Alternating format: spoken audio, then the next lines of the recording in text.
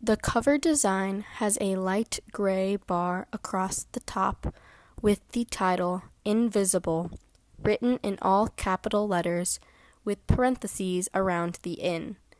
This is written in navy, and the subtitle in smaller, darker gray text centered under it says COVID at Duke, also in all capital letters.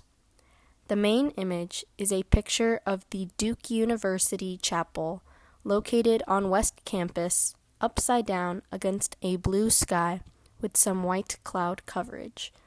There are dark green trees to the left and right of the chapel, on the edges of the image. The short beige steps up to the chapel are partially obscured by a group of students, some sitting, some standing, talking to one another to the left of the upside-down entrance. There are two people standing directly in front of the wooden doors that serve as the chapel entrance facing each other, one on the left and one on the right. The chapel itself has a Gothic architectural design with spires and detailing around the archways and top. On either side of the chapel is a row of 3 archways, with similar detailing and coloring to the chapel itself. For the unsung heroes of this pandemic, the essential workers that keep Duke running, we thank you. Acknowledgements. For sharing their precious time and knowledge, we thank Devin, Oscar Dantzler, Speedy, JB, Julia Anderson, William Miner, Elizabeth Peters, Crowsdale Residents, Duke Residence Housekeepers, and Reality Ministries. Special thanks to our professors, Jahan Geeth, Ph.D., James Chappell, Ph.D., Julie Reynolds, Ph.D., and Marianne Carici, Ph.D., for their continued guidance and support through each step of this process. And finally, our gratitude to the Duke Immerse for giving us the platform and resources to create this booklet and share with the rest of our community. Next in the booklet, there is a graphic titled COVID Timeline. This piece spans across 2 pages of the magazine. In the middle of the page, there is a dark navy horizontal bar with month abbreviations equidistantly dispersed. On the left side of the bar is the year 2020 written in a peach color, and on the right side of the bar is the year 2021, also in peach. The dates span from January 2020 to October 2021. Along the horizontal bar, the timeline, there are slate grayish-blue, dark seafoam green, bright peach, and off-white diamonds indicating the dates of events. The slate grayish-blue diamonds denote events that are Duke-specific. The dark seafoam green color diamonds are for Durham-specific events. The bright peach diamonds indicate nationwide events, and the off-white diamonds denote statewide, North Carolina events. In chronological order, the events on the timeline are, beginning in 2020, January 18th, the first COVID case in the United States, specifically in Washington State. January 31st, World Health Organization declares COVID a global health emergency. February 6th, Duke Hospital begins preparations for COVID. March 3rd, first COVID case in North Carolina. March 10th, Duke classes suspended over spring break, and North Carolina Governor Roy Cooper declares an executive state of emergency to respond to COVID. March 13th, foundation of Duke Mutual Aid. March 14th, first COVID case in Durham. March 18th, shift to satisfactory, unsatisfactory grading for Duke undergraduate classes. March 26th, Durham citywide stay-at-home order. April 1st, Duke student belongings shipped home. April 15th, National Stimulus Check number 1 for $1,200. May 10th, more than 1,000 cases of COVID in Durham. July 8th, Trump administration signals official withdrawal from the World Health Organization. November 3rd, 2020 presidential election, Trump versus Biden. December 4th, vaccines on the way nationally, priority groups established. December 16th, Durham experiences a winter surge, Duke Hospital is at 97% capacity. December 21st. First vaccines arrive in Durham. December 29th. National Stimulus Check number 2. Next, events that happened in 2021. January 6th. Then President Donald Trump supporters attack the U.S. Capitol building. March 12th. National Stimulus Check number 3. March 13th. Stay-in-place order for Duke undergraduate students. April 16th. Duke-wide vaccine mandate announced. July 1st. Duke mask mandate lifted for 1 month.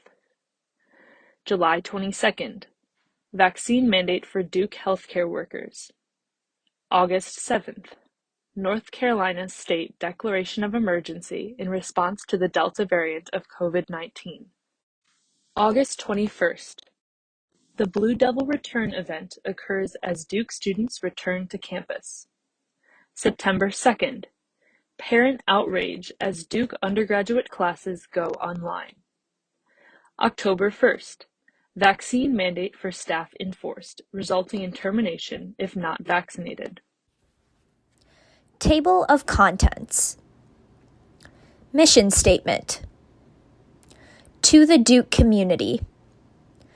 Black and queer and disabled at Duke during a pandemic. When will things go, quote, back to normal, end quote? Quote, we hope that you will not forget us, end quote. The legacy of Brody Duke. How COVID-19 amplified disparities. A peek behind the plastic. Quote, I miss when I was able to just be human, end quote. Quote, we are people too. We have families too, end quote. Quote, think for yourself. It's for your health, end quote. Quote, if I'm not at work, what will the students eat, end quote. Quote, a different type of vibe, end quote. Quote, securing, end quote, Duke's financial future. History of AIDS at Duke. Duke faculty emails. Duke as an ableist space. Pandemic perceptions. Untitled graphic. Quote, connections, end quote. Bursting the bubble. Duke student party culture during the COVID-19 pandemic. What Duke should know about herd immunity. 100 miles a minute. The state of Duke Mutual Aid. Just Ask, a creative reflection of time spent with the Reality Ministries community. Care webs as resistance to ableism. Dear Duke. Mission Statement. Telling the nuanced stories of undergraduate students and staff experiences at Duke University during the COVID-19 pandemic. The stories of historically marginalized populations are often silenced due to the inherent racism, elitism, and ableism that exists in many communities.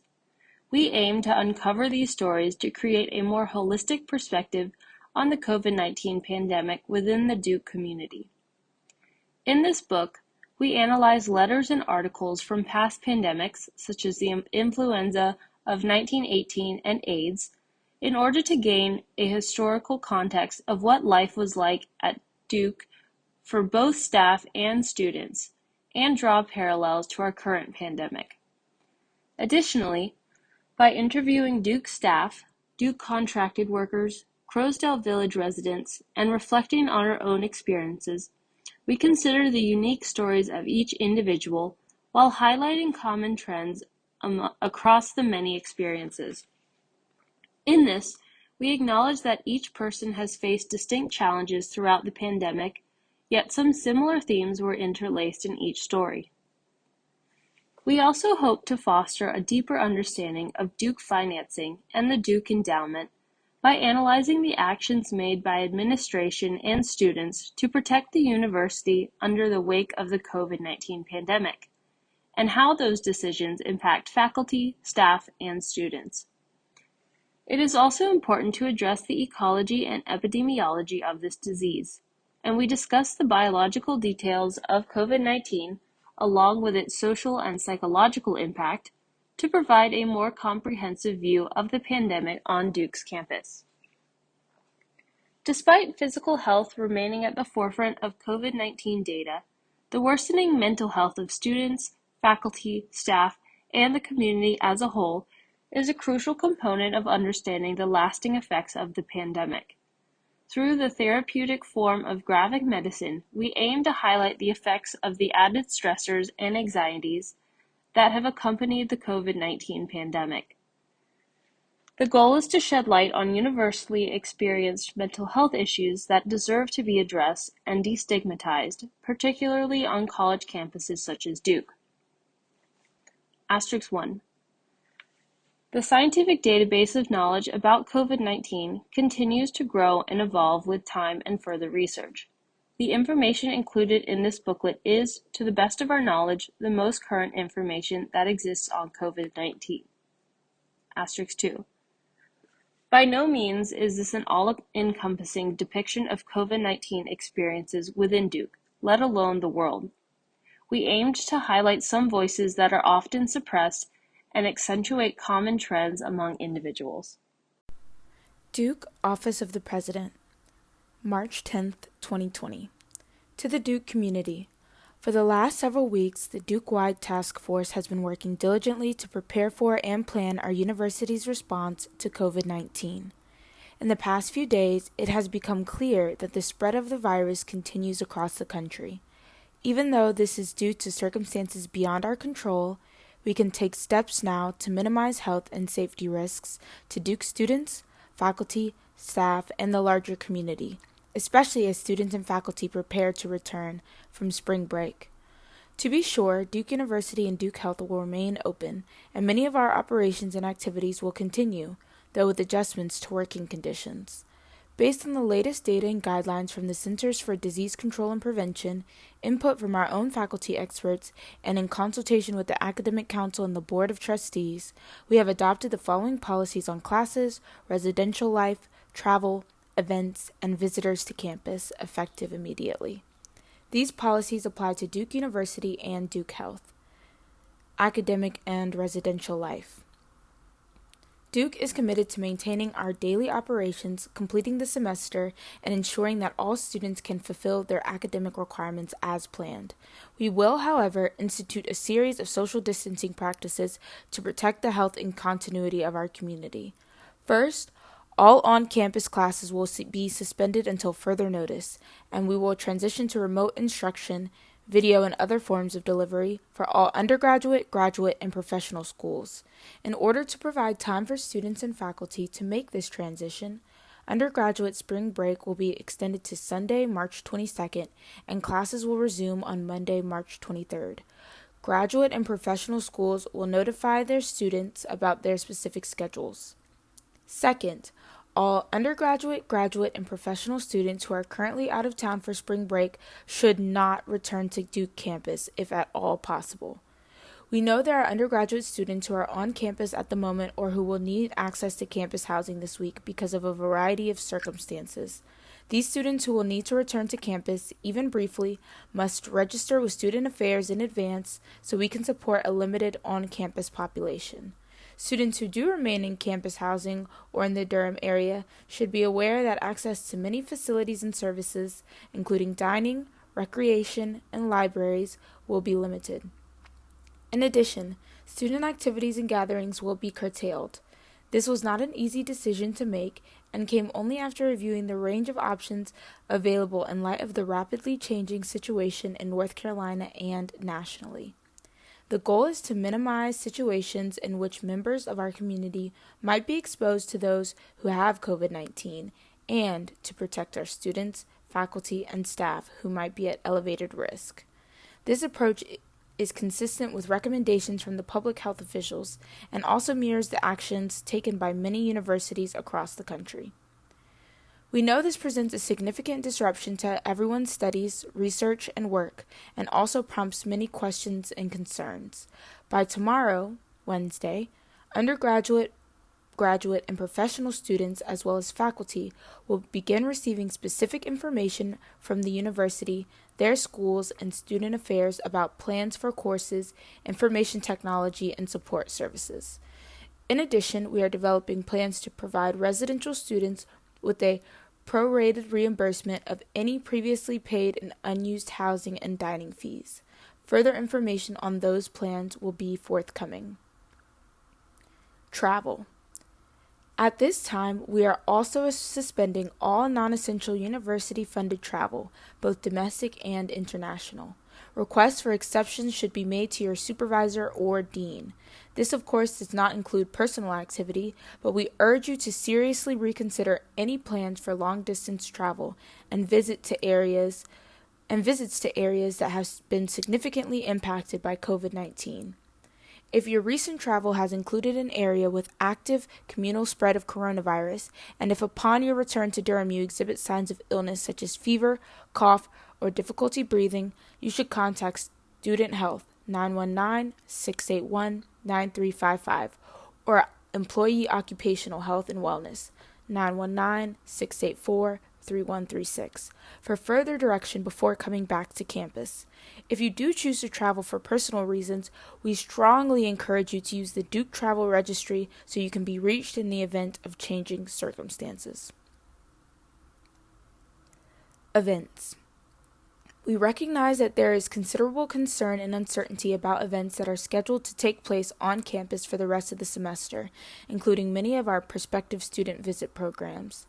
We are closely monitoring the guidance from public health officials and our own experts, with the goal of reducing the risk of exposure to and transmission of the virus without curtailing all activity on campus.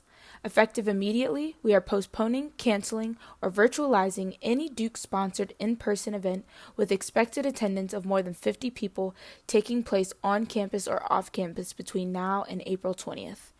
This includes recruitment events, tours, student programs, reunions, performances, conferences, and social events. If you are planning an event with fewer than 50 people, we ask you to consider the following questions to determine whether your programs should also be canceled or rescheduled.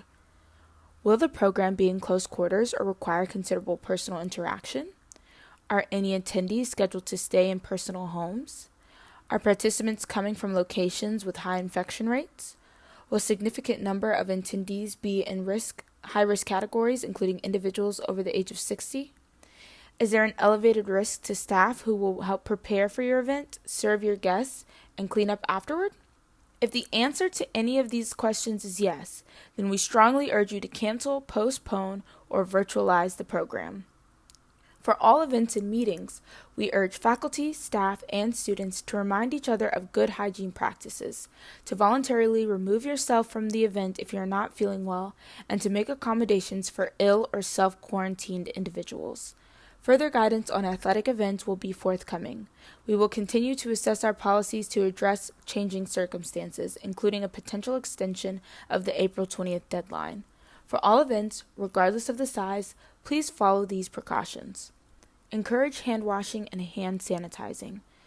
Minimize communal food. Open buffets and salad bars. Advise your attendees about these precautions. Urge anyone who feels ill to stay home and to participate online if possible. Visitors to campus. The Duke campus also welcomes thousands of visitors a day to our campus, gardens, museums, and tourist destinations. It is our intention to keep these destinations open to the extent possible, but managers of these facilities must observe the following precautions. Group visits and tours of more than 50 people are not permitted. Signage about hygiene, hand washing, and hand sanitation should be located in prominent locations. Facility managers should review plans for additional cleaning on a frequent basis. We encourage you to bookmark and review the official university website, https:// duke.coronavirus.duke.edu for the latest news and information about Duke's policies and actions. This is an unprecedented challenge for our university community, but we are very well prepared to meet it. The same innovative spirit that has driven a century of Duke discoveries will allow our faculty, staff, and students to adapt the new teaching and learning experiences. The same commitment to service and courage demonstrated by Duke health providers and staff every day will likewise carry us through these trying circumstances. For while Duke may bring to mind the Gothic spires and green quads of our beautiful campus, we are ultimately a community of extraordinary people. People who, no matter where we are in the world, can count on each other for inspiration, inclusion, mutual respect, and steady support. From your home here on campus to wherever this message finds you, very best wishes to the entire Duke community. Vincent E. Price, President. The entire page is filled with black and white photos of Duke during the COVID-19 pandemic. There is a picture of someone getting hand sanitizer with a sign reading, "Please sanitize your hands to help maintain a healthy environment." There are 3 photos of a COVID testing site. One that shows a person getting a test, and 2 that show the testing site tables. There is another picture of a hand sanitizer station and a photo of a sign that reads, "Masks required in campus buildings." Finally, there is a picture of a "Surveillance Testing Here" sign that points to where students can get tested. Black and queer and disabled at Duke during a pandemic. Phew, that was a mouthful. And not the slow, deep breath kind. The hard for others to wrap their mind around kind. The intersectional kind. The studied kind. The theorized and problematized and discussed and dissected and read about kind. My lived experience is an experiment for many others at this school, a paper they have to write about social determinants, a prejudice, a fight. And I just color and listen. Sometimes it shows up as doodles in my notebook, jots down in my yellow thinking journal, the kind of journal you can take out into the weather. That's how they marketed it. Quote, weatherproof. Now I know that's not true. Coloring cannot happen without weathering. Can you listen to something you can't hear, touch, smell, see, or taste? Outside of those shallow senses, can you listen to something you cannot feel? Sometimes others do the coloring. They tell their story. Some sing, some write, some talk. They move through space. Some limp, some roll, some walk. They create histories and legends. And I do the listening, the adding, the understanding. How is this my story? How is it not? In the fall, the way the sun falls on the changing leaves is unrepeatable. Reminds us every year that space and time do not exist. A repeating pattern, a cycle. Our counting of space and time are indicators we use to judge ourselves and others, limiting our movement under strict rules. 12 weeks a semester, and we must fit in at least 3 tests, not including a final. Don't forget the quizzes. Oh, and midterms, a time where students crowd libraries and lose track of time. In windowless rooms, we watch the clock tick on the laptop. 3 hours pass. Another 3. Keep moving. Keep going, going, going, going, going, going, going, going, going, going, going, going, going, forward, forward, forward, forward, forward, forward, forward. Stop. What happens to space and time when it is not linear? And when I do not fit those rules, when I do not adhere to the time and space ideas of the society that I was born into or applied to and got accepted into and currently attend, what then? When the line becomes a circle, or a shape we don't know, like the newly discovered scutoid. When my life has blue and red squiggly lines under them because I don't F-I-T. Who am I to define myself? And sometimes I don't listen. Sometimes I can't hear for the distraction of my own sound waves, too busy in my own bubble. Pop! I leave gaps here because this is the way life is lived, with gaps, with moments of loss and forgetfulness. In a pandemic I barely remember. How overwhelming, how overwhelming. in an institution known for its continued harm. Harm towards anyone that fits in any of my categories. Harm towards anyone that doesn't have a category. When I write like this. Do I lose points? Okay, if I can't get out of bed today, how many more times can I afford it before it affects my future? My ability to ask for a recommendation. How many things will I have to pretend matter? How many hoops, how many attacks to my body, my presentation, my form, my breath? In a pandemic, I can barely remember. How overwhelming, how overwhelming. But let me be clear. And I will write it in plain English with grammatical correctness to make sure that the point is not missed. My identities are not a burden to me. When a dean asked, "What can we do so that you guys don't feel black at Duke, but like other students at Duke?" I thought, I'm okay with being black. Is Duke okay with it? I'm okay with being disabled. Is Duke okay with my disability? I'm okay with being queer. Is Duke okay with my queerness? Outside of and within this imagined turned real system, I have my own world where my value is counted, all the way up into infinity. The problem does not lie with me or any amount of lack of self-acceptance. Shame has no home here. And this is only my story. There are billions of others in languages and expressions that I will never understand or experience. And how beautiful is that? To live in an infinity of possibility, to be able to color and listen. When will things go back to normal? This is a question that is on everyone's mind. Although scientists have cautioned that COVID-19 will not be fully eradicated in the near future, there is a way to achieve a sense of normalcy once again. To do this, COVID-19 must become an endemic disease rather than a pandemic one.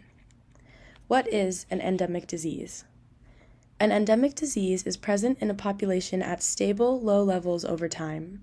For a disease to become endemic, its effective reproduction number, or RE, must be less than or equal to 1, meaning each infected person infects less than one other person on average. Currently, COVID-19 has an RE of about 5. In contrast to endemicity, an epidemic disease is present at rates higher than expected in a particular region, while a pandemic disease is one with exponential growth. Which diseases are endemic? Endemic diseases are quite common. Some of the most well-known endemic diseases include malaria in Africa, chickenpox in the U.S., the common cold, hepatitis E, leprosy, dengue, Nipah, and rabies. Can COVID-19 become endemic? Yes. In fact, almost 90% of disease experts predict that COVID-19 will exit the pandemic phase and become endemic in the future. There are 4 other common coronaviruses that exist as endemic childhood diseases: OC43, 229E, NL63, and HKU1. Some scientists hypothesize that COVID-19 will follow a similar pattern. How will COVID-19 become endemic? RE is a function of the number of susceptible individuals in a population, which is a function of immunity. This means that to reach endemicity, we must increase the number of immune individuals. This can be achieved 2 ways: prior infection and vaccination. Scientists are still unsure of how long-lasting immunity from previous infection is, so focusing efforts on increasing vaccination is important. Getting vaccinated and encouraging those around you to do the same can safely bring us to endemicity faster. How long until COVID-19 is endemic? It is difficult to say when COVID-19 will reach endemicity. This goal is complicated by disparities in vaccine access, health-related knowledge, and healthcare coverage in many communities. To address COVID-19 endemicity, we must also address these inequities. We can do this by supporting organizations that provide vaccines and healthcare, sharing knowledge about COVID-19, and volunteering your time and resources to communities experiencing inequities. COVID-19 has also become highly politicized, leading to spread of false information and weaponization of the pandemic for political gain. This has stalled progress in achieving endemicity, and we must combat these harmful narratives moving forward. When will things be normal again? Though we are fairly confident that endemicity will be reached, one thing is certain: things will not fully be normal again. Scientists have warned that COVID-19 is here to stay, and the road towards endemicity will require accommodation and compliance from everyone. This pandemic has forever altered our society and culture, and our goal now is to establish a new normal with fewer COVID-19 cases, fewer susceptible individuals, and fewer disparities. This is a letter written by 11 Duke Hospital janitors: Jeff Adams, John Williams, Josh Hopkin, Luther Hooker, Archie McCullers, Joe Hopkin, Jeff Snipe, Lonnie Thompson, Ed Oliver, Will Love, and Frank Scott, addressed to President William Few. The letter is dated September 22 of 1919 and is typewritten in faint black ink on pale yellow paper. The paper has faint red and white streaks running horizontally to the page, and a faint mark of a paperclip is imprinted in the top left corner. In the letter, the 11 janitors plead to President Few for an increase in their wages and state that they are in need of more sufficient funds to pay for the increasing living fees of the time. The letter reads, "Dear Sir, we, the janitors of Trinity College, have decided to come together to make a request, as we were. The fact everything seems to go higher, which causes us to be very much in need, and we have decided to make this request, as our salary does not cover our indebtedness, that we make from the 15th to the 30th of each month. And we ask you to please raise our salary, if you please, sir. We hope that you will not forget us. From yours, janitors." The letter contains a number of grammatical and formatting errors. Rather than adding spaces between each word, there are commas separating each word on the page. Additionally, there are a number of spelling errors, and some of the typewritten letters are superimposed on top of each other, making some letters on the page appear smudged or unclear. Dated to September 22 of 1919, this typewritten letter was created by 11 black male janitors at Duke Hospital. In the letter, the janitors plead to President Few for an increase in wages, citing their inability to afford the increasing living expenses of the time with their insufficient pay. Written during the height of the Spanish flu pandemic, this letter is one of the few existing primary sources from the 20th century that directly mentions the experiences of black workers at Duke and the struggles they endured. Many aspects of the experience of black workers at Duke can be gleaned from this letter, including the lack of respect they received, the lack of resources they had to produce a proper formal letter, the discrimination of black workers from formal labor unions, and the exclusion of black women from these movements. The formatting errors, grammatical errors, and exclusion of black women from the signage of the letter all offer valuable insight into the historical context in which the letter was written, and bring life to the past experience of these Duke janitors. Additionally, many of the injustices exposed in this letter are reflected in current times and have not been fully addressed or eradicated. Not only do many of the issues among black Duke workers still exist, but we are also in very similar circumstances today as the context that this letter was written in. We are experiencing a global pandemic, many Duke employees have expressed concerns about their jobs, and a number of racial incidents have recently been reported on campus. As members of the Duke community, we must recognize and reflect on the parallels between the experiences of Duke workers in this century-old letter and of Duke workers today. Racism, inequity, and insufficient pay are still issues within Duke's black labor force, and our duty moving forward is to learn from the history that has already been written in order to create solutions to address them in the future. The Legacy of Brodie Duke. The Times-Picayune, Sunday, February 2nd, 1919. Pioneer tobacco maker dies, made start as peddler. There is a picture of Brodie Duke's headshot with a caption that reads, "Mr. Duke accumulated a large fortune from tobacco. He also gained considerable prominence through his matrimonial ventures." Noted tobacconist dies at age of 73. originator of Duke's mixture, leaves estate worth million. Durham, North Carolina, February 1st. Brody Duke, millionaire tobacconist, died here tonight. Mr. Duke was one of the founders of the tobacco business that has made his family famous. Born in Orange County, North Carolina, September 17, 1846, and returning from the Civil War in his teens, Mr. Duke began peddling tobacco. When his father, the late Washington L. Duke, returned from the war, they went into the tobacco business, beating the cured product into smoking tobacco. From this small business grew the W. Duke and Sons Company, and later the American Tobacco Company and the Liggett and Myers Companies. He was a brother of James B. and Benjamin N. Duke, financiers and tobacco magnates. After the death of his father, Mr. Duke sold a large part of his tobacco holdings, though he leaves an estate estimated at more than $1 million. Mr. Duke had been married 4 times. His first wife, who was Miss Mabel McAnnon, daughter of a Presbyterian minister of Durham, died about 25 years ago. A few years later, Mr. Duke married Miss Minnie Woodward of Pasadena, California, who divorced him. Mr. Duke's third wife was Miss Alice Webb, from whom he obtained a divorce after they had been married only a few months. The divorce proceedings, held in New York, created widespread interest. Mr. Duke charged that, through coerces and other methods, his wife had spent a large part of his fortune. His fourth wife, Mrs. Wylanda Rochelle Duke, survives him.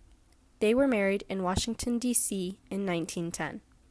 Besides his widow, Mr. Duke is survived by 3 children: Mrs. H.R. Goodall of Durham, Mrs. Nathan Brookman of Chattanooga, Tennessee, and B. Lawrence Duke of New York, all of his first union. The analysis reads, the Duke family legacy tends to be painted as a spotless record of self-made successful business ventures in the tobacco industry.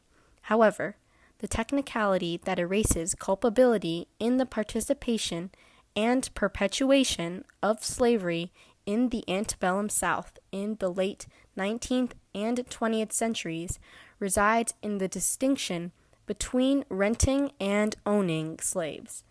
The slave labor Washington Duke benefited from was leased on a yearly basis, and his sons, including Brody Duke, also profited greatly from the exploitation of black labor, both in tobacco farming as well as in the factories themselves. The contributions of black slaves and laborers to the rise of the Duke tobacco fame and fortune are obscured in history in favor of creating a facade of humble origins and hard, working-class white labor that is both notable and praiseworthy. This theme of invisible essential workers remains pervasive both in society and on Duke University's campus today. How COVID-19 amplified disparities. Infographic. Each section of the infographic is divided into dark navy boxes with a white background. The emergence of SARS-CoV-2 forced many of us into our homes as Duke suspended in-person classes and gatherings. However, not everyone had the luxury of staying inside. The Great Amplification. The majority of Duke staff are black and brown workers and considered low income. They have continuously been more exposed to coronavirus in the workplace since they were not able to work from home. Due to racial and socioeconomic standing, they are at greater risk for developing long-term health effects. Before vaccinations were available, returning to the workplace meant that you were 2 times more likely to be infected with COVID-19. The staff in the workplace box has all black people in light gray and navy blue clothes. An older black man with short gray hair holds a steering wheel with a towel around his neck as the bus driver. A black man with short black hair holds the end of a broomstick in his left hand and softly smiles as the housekeeper. A black woman has a visor on with her hair in a ponytail and an apron on to show she is part of the dining staff. An older black man with a tied scarf on his head, smiles wide with a black trash bag slung over his left shoulder. Not everyone could work from home graph. This is divided into lower income, middle income, and upper income employed adults. Responsibilities of job cannot be done from home had lower income adults saying that 76% of them could not do their responsibilities, as compared to 44% of upper income adults. 61% of lower income adults were very/somewhat concerned about being exposed to coronavirus at work, compared to 48% of upper income adults. 35% of lower income adults were very satisfied with protective measures taken at workplace, compared to 47% of upper income adults. Long-term impacts. Those who contracted COVID-19 from the workplace will most commonly experience the following long-term effects. Fatigue. Fatigue is represented by 3 navy blue Z's in descending sizes. Brain fog. Brain fog is represented by a pink brain with 2 gray clouds of various sizes. Shortness of breath. Shortness of breath is represented by pink lungs. Stomach pain. Stomach pain is represented by a pink stomach with 2 gray lightning zaps of various sizes. Headache. Headache is represented by a 2D face with curly hair and pinched eyes with the halo and stars on top of the head. What can be done? Wear a mask. Don't eat in Woo, West Union, or Marketplace. Advocate for workers to receive hazard pay. Advocate for contracted workers to receive benefits by getting involved with Duke Grad Union. Donate to Duke Mutual Aid. A peek behind the plastic. We walk in like we always do. Choices, options, variety, and still we complain. Last week was the same thing. Mr. Will keeps the dessert sweet with a smile. His eyes crinkle, his mouth is covered. Juice, water, milk. No soda. We complain. Last week was the same thing. Miss Julia greets and keeps count. Her eyes sparkle, her mouth is covered. Flex, equivalency, food points. Too expensive, we complain. Last week was the same thing. They prepare and observe with love, hearing our stories, watching us grow. The deacon keeps prayer, the grandfather teaches heirs. Last week, the same thing. Years and years and years, level 3. Care and care and care. 3s train the 4s and 5s. Good things come in 3s. Plastic crosses sit atop the table, a reminder of our Methodist origins. Louder, please. I can't hear you. It's so quiet now. More void than voices. Computers do the talking. Computers do the training. More now than ever. More now than ever. Last week, the same thing. More risk, less reward. The year of automation. The year of change, of illness, of loss, of hope. Louder, please. We can't hear you. Quiet, please. I'm trying to listen.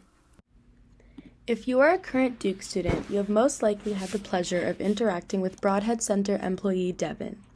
Whether behind the counter at Sprout chefing up their signature soy nuggets or relaxing in upstairs West Union during his breaks, Devin's presence on campus is distinct. After working at West Union for 5 years, Devin has come to learn the ins and outs of Duke and form meaningful relationships with students over the years. But in all of his time at Duke, Devin feels that nothing compares to the experience of working during the COVID-19 pandemic. Quote, "Between pre-COVID and post-COVID, there are literally no similarities," end quote. As a longtime employee at Duke, Devin found it difficult to navigate these sudden changes to his usual work environment and lifestyle. From large-scale changes like financial policies implemented for all dining employees to smaller adjustments like the placement of utensils in West Union, life at Duke has never felt the same to Devin since the pandemic began.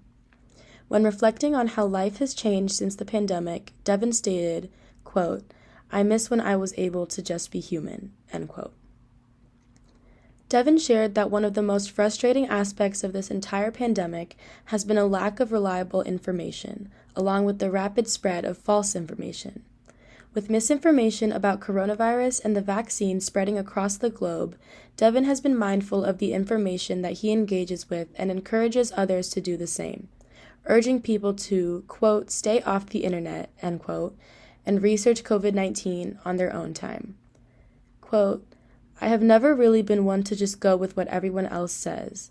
Even with drama, when someone tells me that someone else is saying something, I really don't care. I'm more logical when it comes to that. I like to look up information for myself, end quote. In a time where false information can be easy to come by, Devin has stuck to this core value more than ever. However, since the pandemic struck Duke, it has been increasingly difficult for Devin to access accurate information, especially from the Duke administration. In fact, when asked what he believed Duke could have done better during the pandemic, Devin expressed that, quote, relaying of information could have been a lot better, end quote. Throughout the pandemic, communication between university administration and employees has been disjointed, leaving many employees in the dark about the resources that they have access to and what policies to abide by. For example, Devin recalls that last year he was unaware that Duke dining employees had access to free surveillance testing, as no one formally informed the staff of Simmon. It was not until he was reported for informing a student on the Duke Dining Committee that he did not have access to testing that Devin actually heard about free testing for employees, which speaks to the lack of organization and efficient communication between university administration and Duke employees. Not only has Devin been kept out of the loop on important university policies, but his manager and other supervisors have as well. In fact, Devin shared that his manager, quote, didn't even know about graduation weekend in September, end quote, until Devin informed him. Given how highly trafficked West Union is during graduation and visitor weekends, this lack of communication between administration and Duke staff has implications for staff, students, and community members. The poor communication from Duke's higher-ups to dining employees is unsustainable and must be addressed in order to ease the additional stress placed on employees working on the front lines throughout this pandemic. Though Devin's experience with the lack of communication throughout the pandemic was frustrating, he revealed that he was still able to make light out of some aspects of the pandemic, stating that there were pros and cons to his COVID experience. One memorable achievement that Devin reached during COVID-19 has been returning to school at Durham Tech. After his transformative experience teaching at a nonprofit educational institution over the summer, Devin was inspired to go back to school to further pursue his interest in a potential career in elementary education. He now takes 3 classes at Durham Tech and continues to volunteer at the school where he worked between his classes, sharing that he enjoys the feeling of, quote, teaching with people who care about these kids' learning, end quote. Not only is Devin a valuable community member at Duke, but he is also making a meaningful impact on the community outside of our campus. It is clear that Devin is a man of many talents and passions, and it is exciting to see what positive change he will make in our community. As he continues to serve Duke while embarking on this new journey to share his knowledge with children in Durham, Devin deserves to receive accurate and timely information about Duke's policies and procedures to make his working experience more manageable.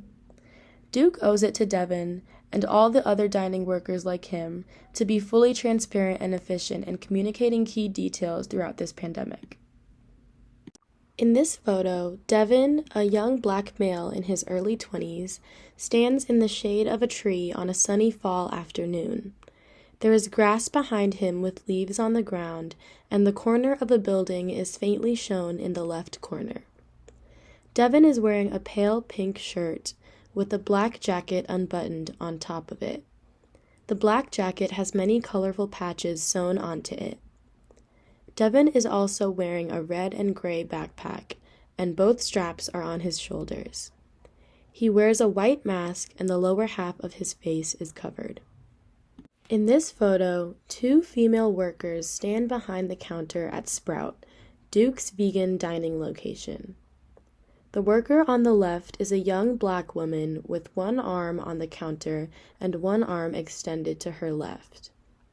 She faces the worker on the right, who is a young white woman preparing a meal behind the counter. Both are wearing bright green collared shirts, light brown aprons, and black hats. They are positioned behind a granite counter with a glass window on top of it. Behind them are steel stoves and ovens, and above them is a menu for Sprout. Duke is renowned for its aesthetic campus and its state-of-the-art public facilities. The Gothic architecture, recently renovated residence halls, and high-tech academic buildings attract students from across the globe and are regarded as some of the most beautiful of all American college campuses. But the very people who work to maintain these buildings do not receive the same level of respect and acclaim. Quote, "We are people too. We have families too.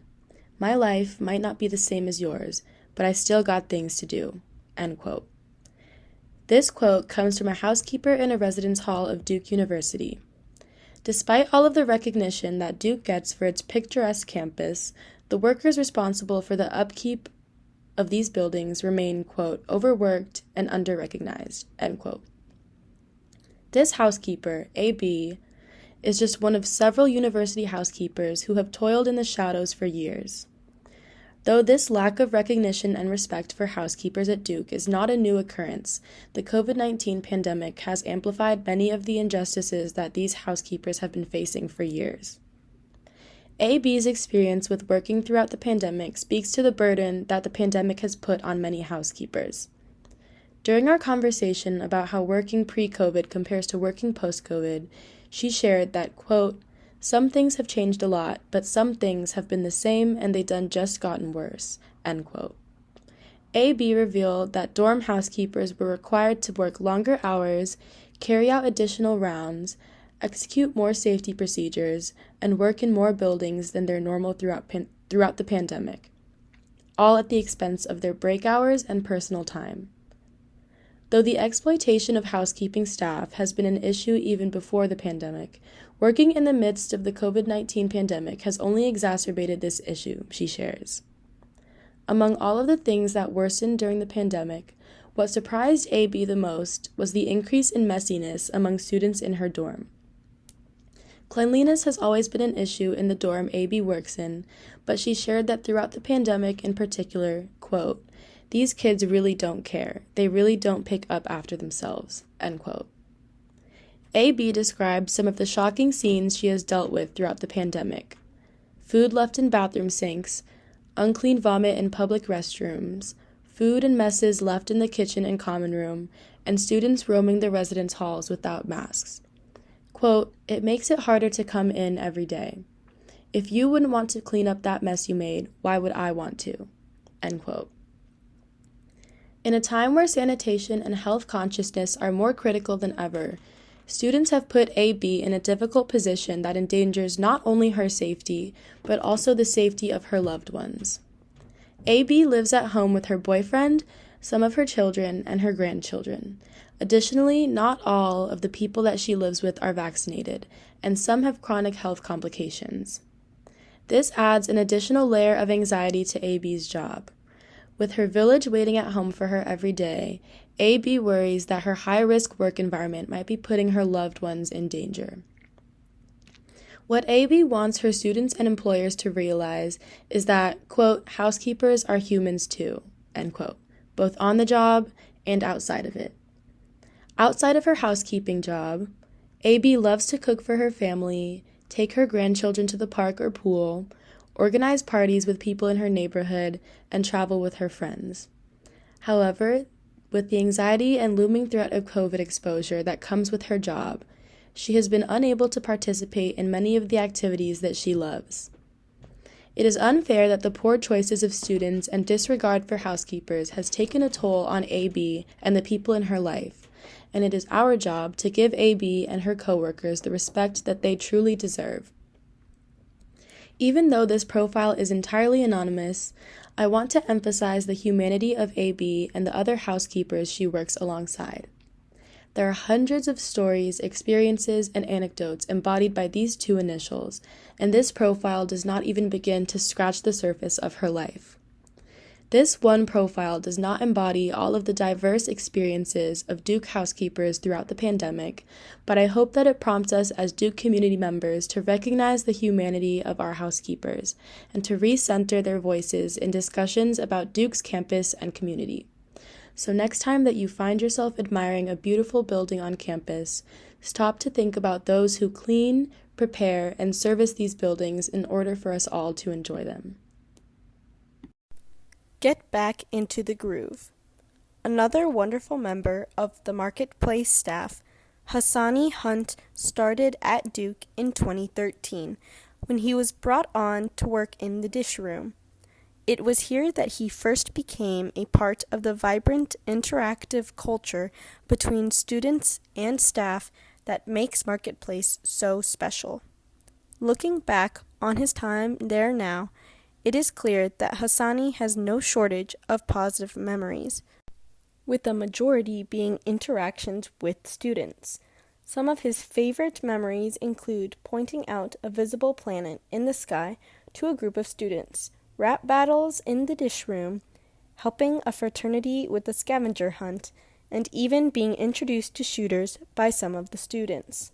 In 2016, he transferred to housekeeping and immediately missed these conversations and the unique atmosphere of Marketplace.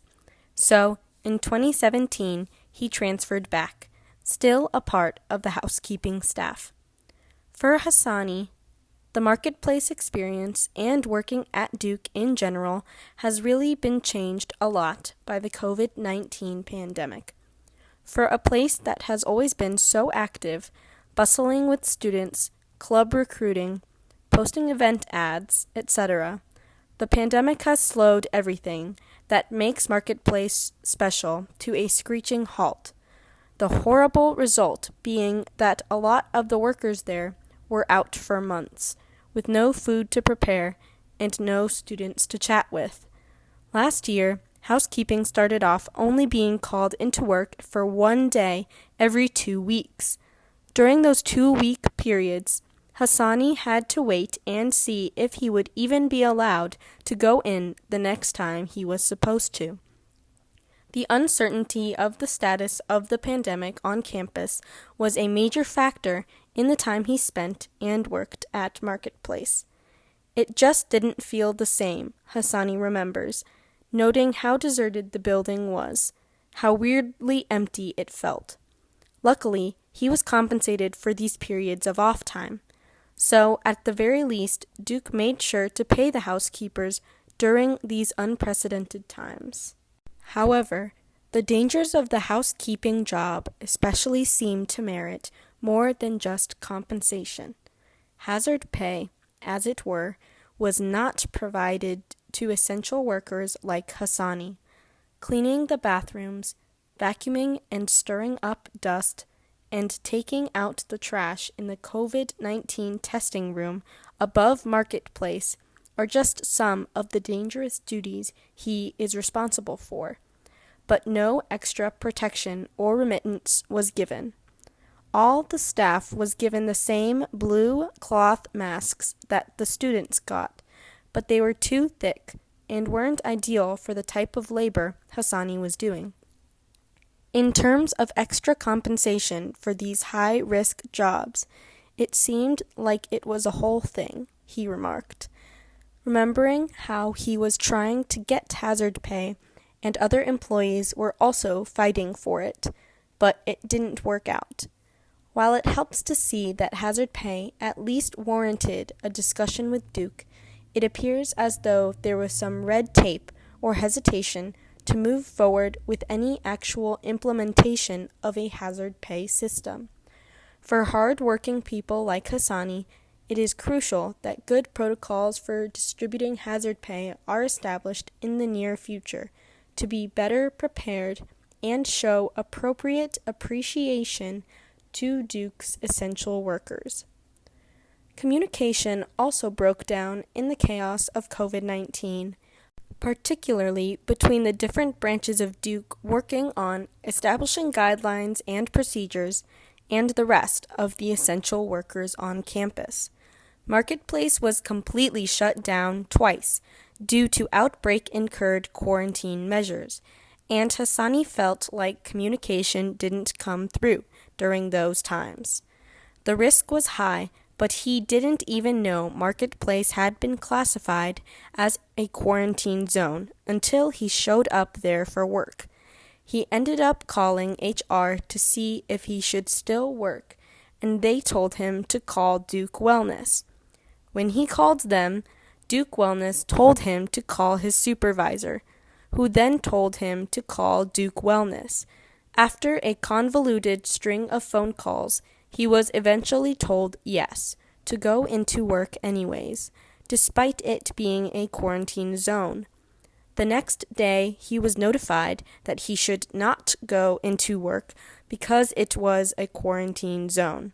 This lack of clear communication was extremely dangerous and was very stressful, despite being careful about always wearing a mask and gloves. When the vaccine became available, Hassani was able to make an appointment easily. He was able to get it in the morning, but felt sick and still had to go into work later that day. By the time he started feeling symptoms, it was too late to call out.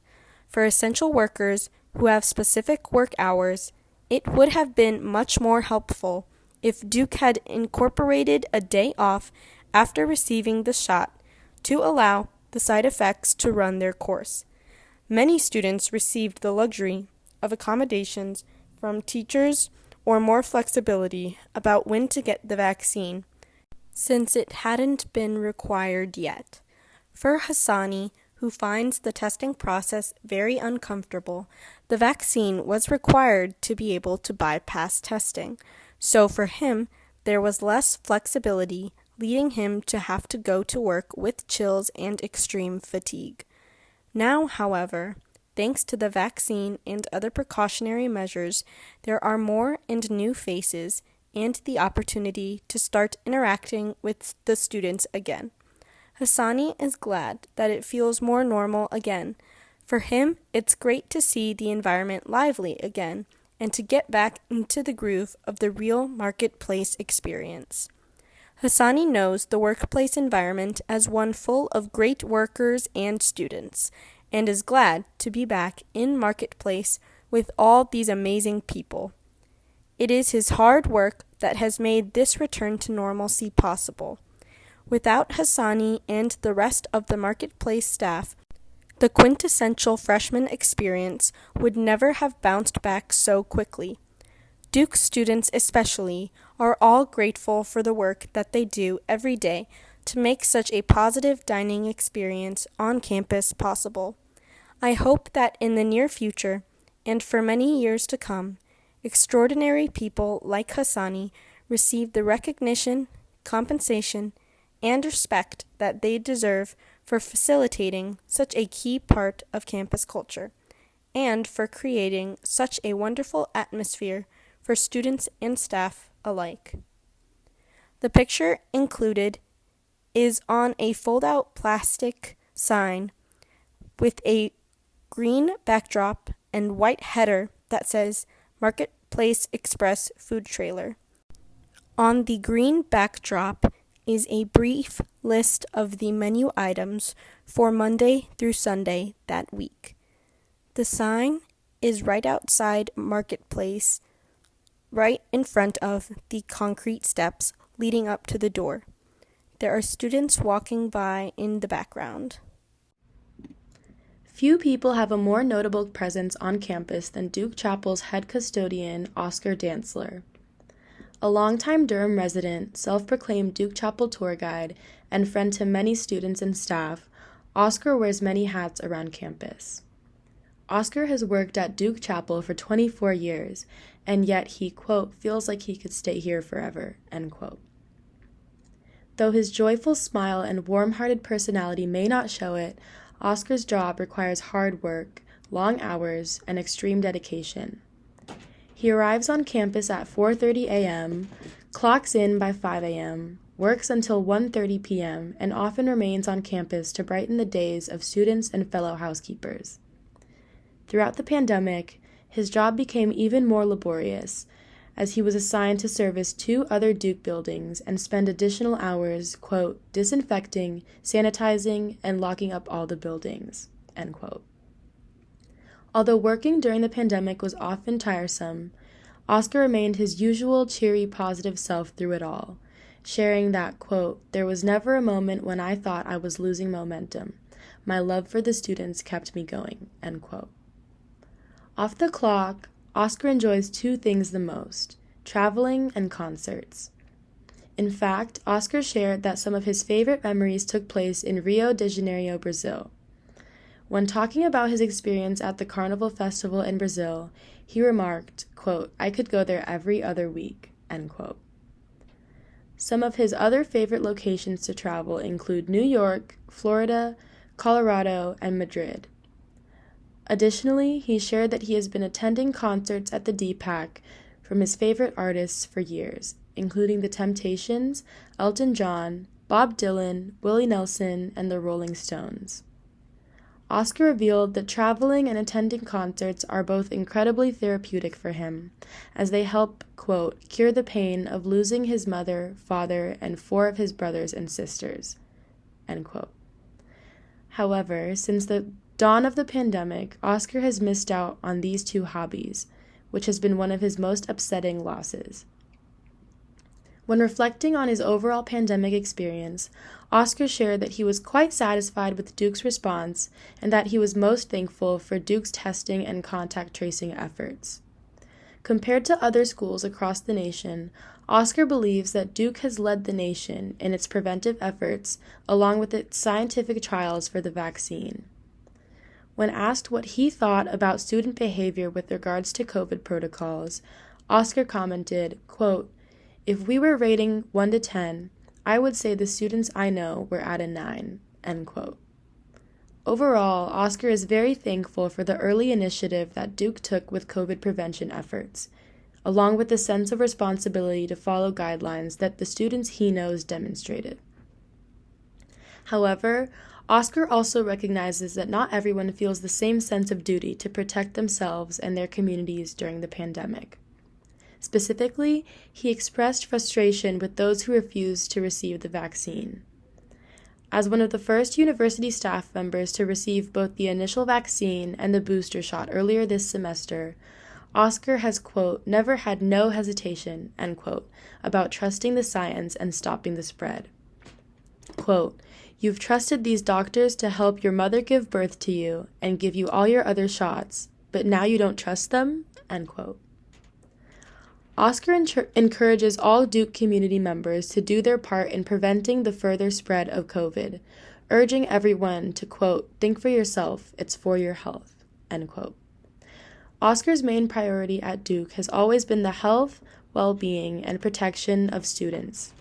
His mindset is representative of the concept of putting your own personal desires aside in order to protect the collective community. We can all learn from Oscar's outlook on COVID safety during the pandemic, and we should strive to act with the same consciousness and consideration of our overall community. By all receiving the vaccine, abiding by COVID protocols, and encouraging others to do the same, we can protect both ourselves and those around us. Quote, I hate needles, but let's do this. This is important, end quote. In the top right corner of this page, there is an image of Oscar Dantzler, Duke Chapel's head custodian. Oscar, an elderly black man, is wearing square glasses, a navy baseball cap, and a light blue collared shirt with his name embroidered on a navy blue patch on his right breast pocket. He is outside and the weather is bright and sunny. His face is turned away from the camera and a profile of the right side of his face is captured. On this page, there are 2 images displayed side by side. On the left is a close-up picture of Oscar standing in the Duke Chapel, smiling softly at the camera. He is wearing a navy blue baseball cap, square glasses, a light blue collared shirt, and a navy blue coat with a thick gray collar. The background of the image faintly shows the interior of the Duke Chapel, a silver candle, and purple and gold drapes. The image on the right is a photograph of the Duke Chapel on a sunny day, taken from the perspective of someone standing at the base of the chapel looking upward. Quote, "If I'm not at work, what will the students eat?" End quote. You probably remember Speedy from Il Forno and his famous, quote, pan flip, end quote, when he's preparing the infamous pasta bowls and breadsticks for students. But what you probably don't know is that Speedy has been cooking since he was 5 years old. Quote, "My mom threw me in the kitchen, and when I say she threw me in the kitchen, I mean literally threw me in the kitchen. She was making a pound cake, and I said, quote, 'I don't know what this is, but it smells so good,' end quote." Cooking became second nature to Speedy, and he went on to pursue his passion professionally at the age of 14.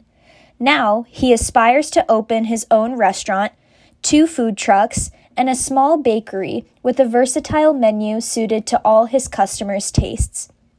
Cooking has even become therapeutic for Speedy, particularly in light of the COVID-19 pandemic and the long hours that he works. Speedy works at Il Forno between 50 and 75 hours per week, but is hired through a third-party company called Brennan's, who Duke then employs. But imagine this. Speedy also owns his own catering business outside of working at Il Forno. But what keeps Speedy going despite working this much? Quote, "It's exhilarating to make connections with students, faculty, and the janitorial staff. Meeting new people is fun because you can give them, quote, the Il Forno experience, end quote. Seeing old friends is also fun because you get to catch up on everything that you missed since the last time you spoke, end quote."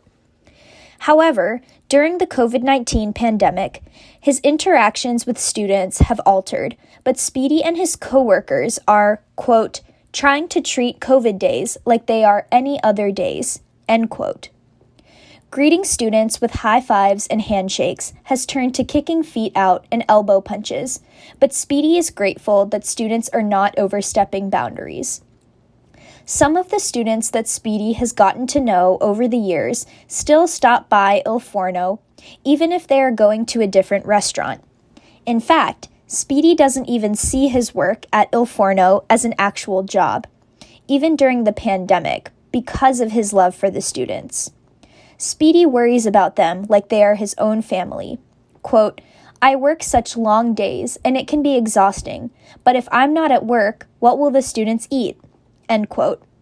He has even concocted his own menu item, quote, "Speedy's Special," end quote, where students are able to tell Speedy what kind of flavors they like so he can whip up something unique for them.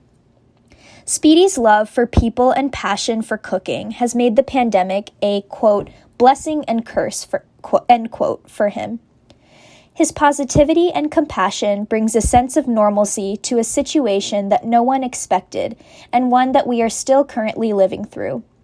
So, the next time you grab a meal at West Union, pay Speedy a visit, share his positivity, and order a, quote, "Speedy's Special," end quote.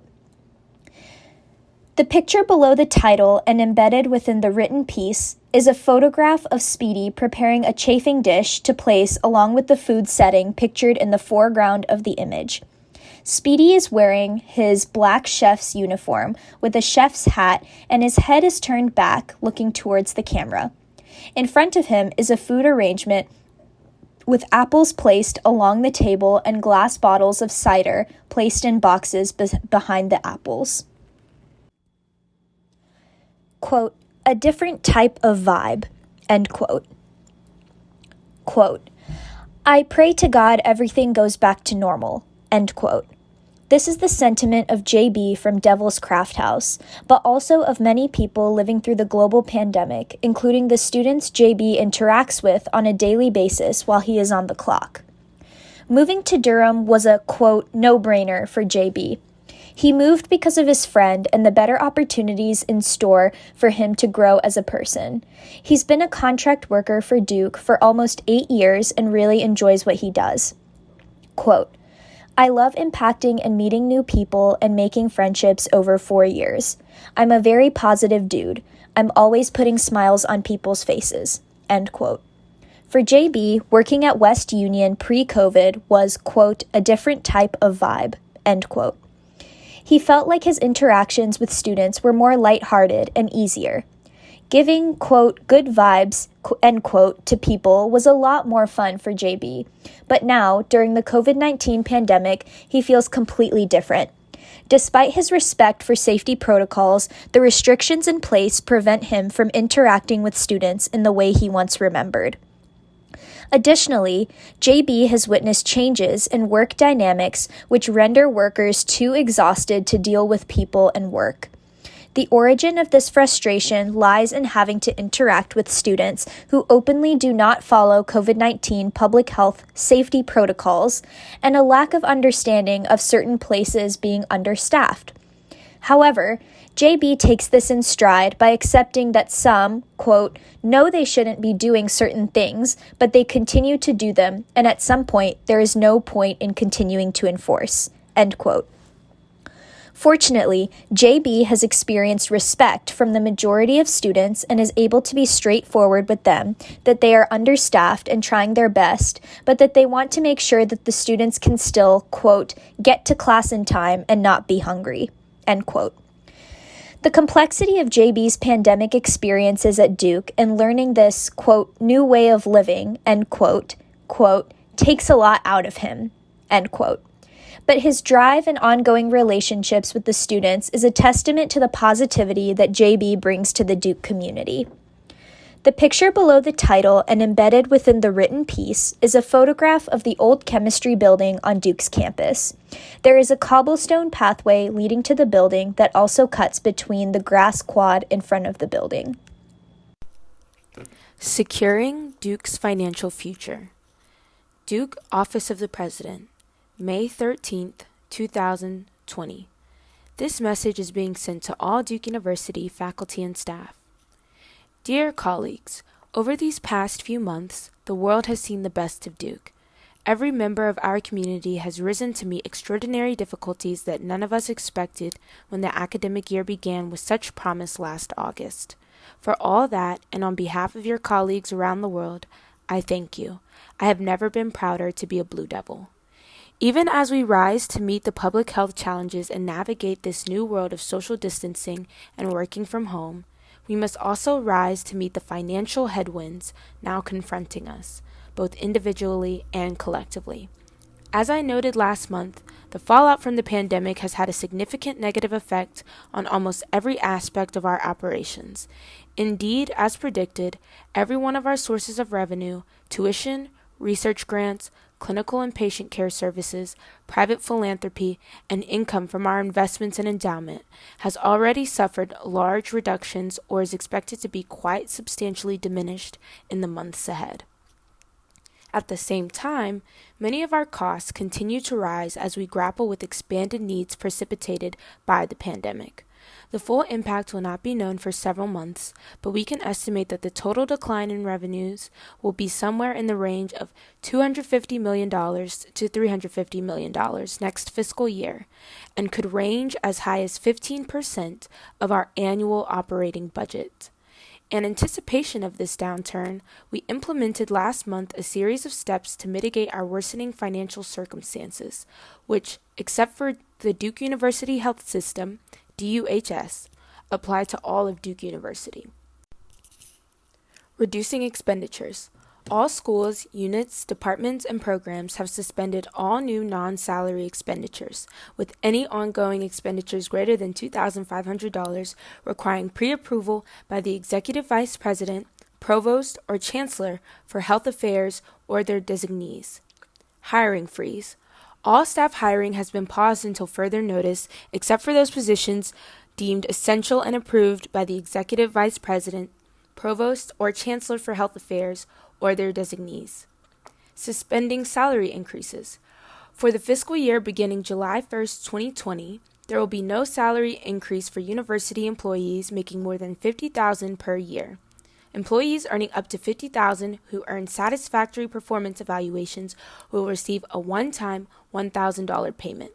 The only exceptions to this policy will be certain academic promotions and positions governed by the terms of contracts with collective bargaining units. Holding construction. All new university construction projects are on an indefinite hold except those related to safety, repairs, infrastructure, virus research, and a small number of obligations to new faculty. These cost-saving measures are helping to meet part of our shortfall. However, since salaries and benefits for our employees represent about 2/3 of our overall operating budget, a deficit of the magnitude we are anticipating cannot be addressed without curtailing some of these costs. We continue to believe that our health insurance programs must remain intact, especially at this time. However, we have reluctantly determined that we must also reduce our salary and benefit expenses in order to weather successfully the financial storm. Duke is only as great as our people, and as we adapt to this new reality, we must never lose sight of our commitments to our people and our purpose. Every university employee continues to be in a fully paid status regardless of their current location and duties, and we intend to keep that in place as long as it is financially feasible and responsible. But doing so will require some changes and sacrifices that, while uncomfortable and unpleasant, will help secure continued employment and retain vital economic resources in the Durham community.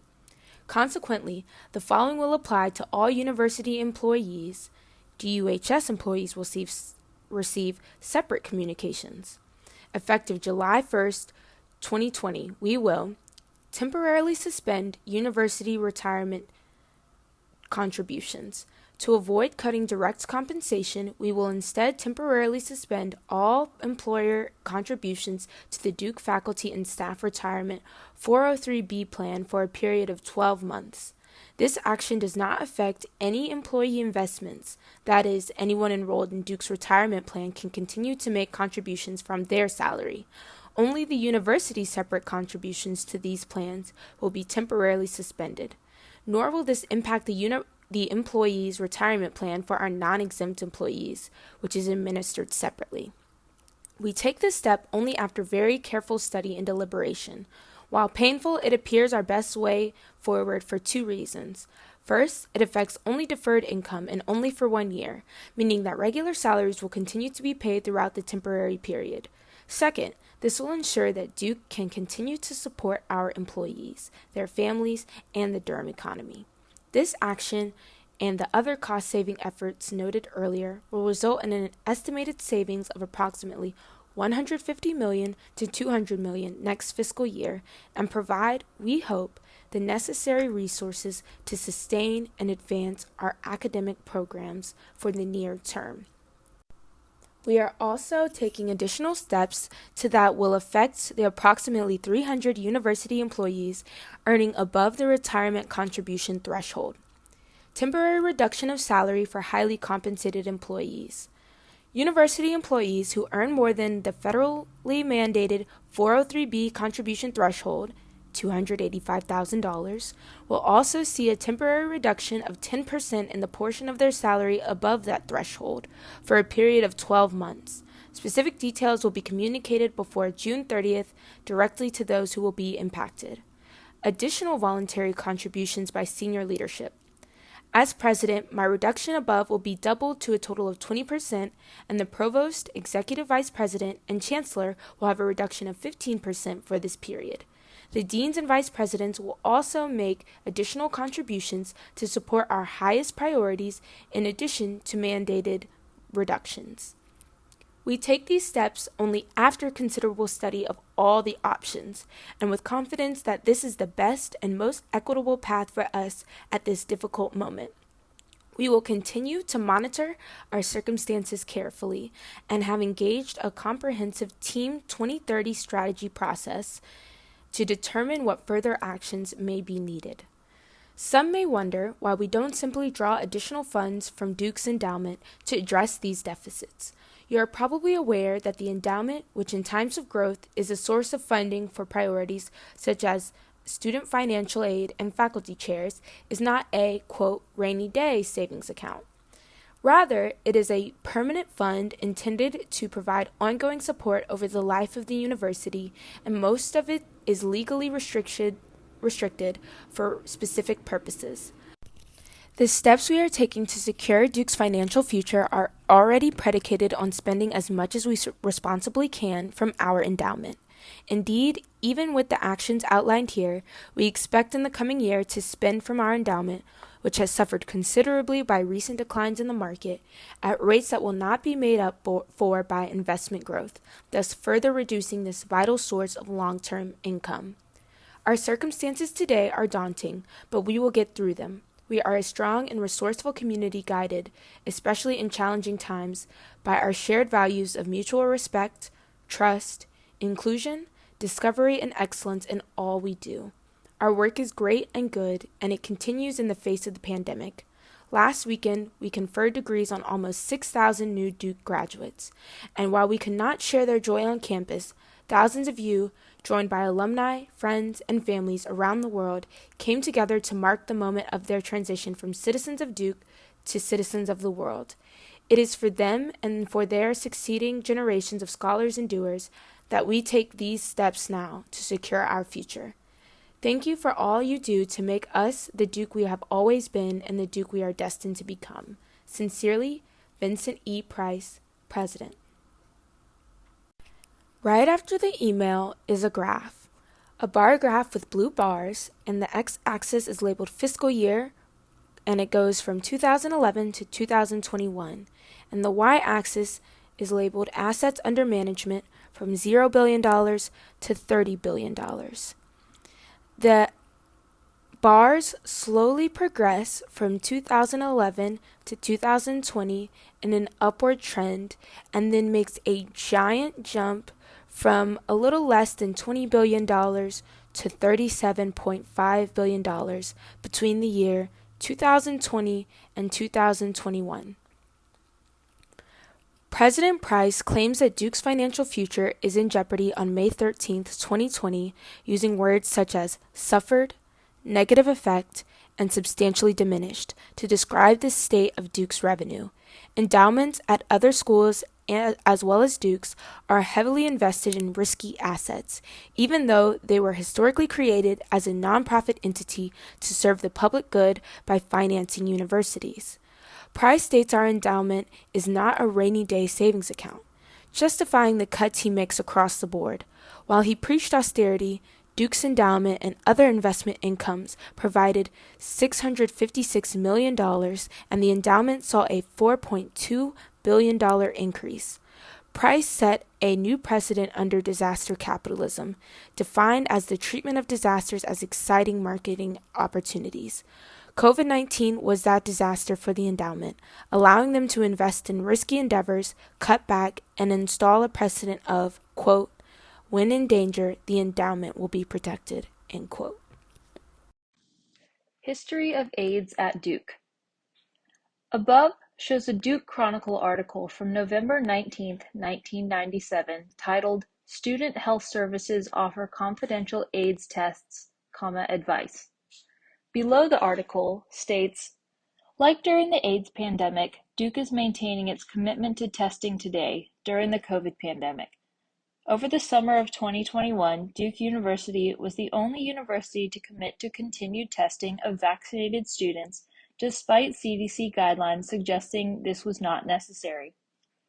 Duke researchers and policymakers made this decision as they thought it would help reduce cases on campus, similar to the role that testing played during the AIDS pandemic. Also, like AIDS, at the beginning of the pandemic, getting COVID was associated with risky behavior, going to a frat party, hanging out with friends maskless, or going to packed venues like nightclubs. The November 19, 1997 Chronicle article on AIDS, paired with the current COVID pandemic, demonstrates Duke's commitment to testing during a time of pandemic, while also showing how both diseases have experienced stigmatization within the Duke community. The next page is titled Duke Faculty Emails. The first example, quote, student name, I'm sorry, but that is not possible.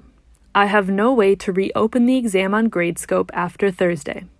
Also, I'm hoping to have the grading done very quickly, given the proximity to the final exam. The email continues, bolded. My experience with the Pfizer shots was positive. I had no effects the second day from either shot. Let's hope the same for you. End bold. Should there be a problem, let me know and we can apply the bad hair day policy. End quote. This email was sent from a member of the chemistry department in response to a student asking for an extension due to side effects of the COVID vaccination. The second example, quote, Dear students, I'm running behind on updating the Lab 7 materials and plan to make them available tomorrow, Tuesday instead of today. And yes, this means your report will be due next Tuesday by midnight instead of next Monday. That's right, next Tuesday, April 7th by 11:59 p.m. Eastern Time. In bold, the email continues, Unless you hear trumpets from the clouds and see beings descending from the heavens, this is a hard deadline. End bold. Please do not ask for an extension unless your circumstances are absolutely dire and would warrant a dean's excuse. End quote. This email was sent from a member of the chemistry department in response to students asking for lab extensions due to lack of textbooks, lab notebooks, and data being left on campus since they were sent home.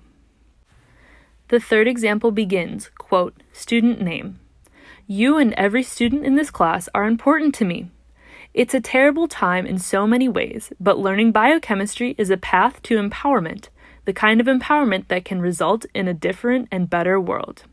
It may not seem to make a difference today, but in time, this training will put you and others in positions of real power, in medicine, in public health, in academia, in government, and in so many other places where you can truly bring about change.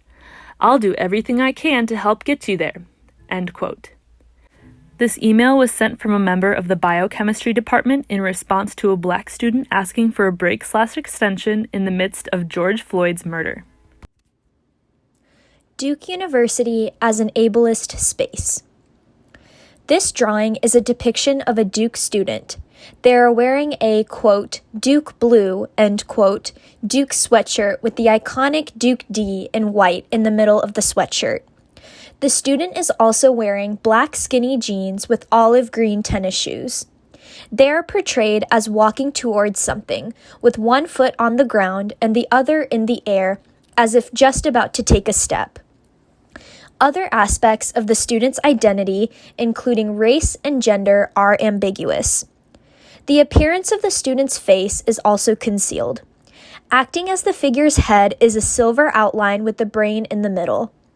The brain within the silver glitter is outlined in black, with the various depressions of the brain painted in black as well. The rest of the brain is painted in light green. This image of the Duke student's head replaced with just a brain is a testament to how the competitive culture of Duke University renders its students nothing more than a brain wearing Duke gear. So much of the atmosphere is concerned with what students can accomplish with their brains, rather than what they can intangibly contribute with their diverse identities. This emphasis on productivity and accomplishment is inherently ableist and is not conducive to cultivating ourselves and giving ourselves grace during hardship, particularly for historically marginalized student populations on campus. Despite Duke University's formalized Student Disability Access Office, SDAO, ableism on campus still persists. Students are able to receive academic and housing accommodations and auxiliary aids and services through the SDAO, but students with disabilities navigate Duke University as an ableist space many a time due to the lack of automatic doors, elevators, and ramps in many buildings. Students also often face stigma due to the negative connotation associated with getting academic accommodations on campus as a result of the lengthy process of getting accommodations, including multiple meetings with SDAO representatives and documentation that an accommodation is needed from a physician. This endorses the notion that unless your disability is real from a medical model standpoint, eligibility for an accommodation would be nearly impossible to come by.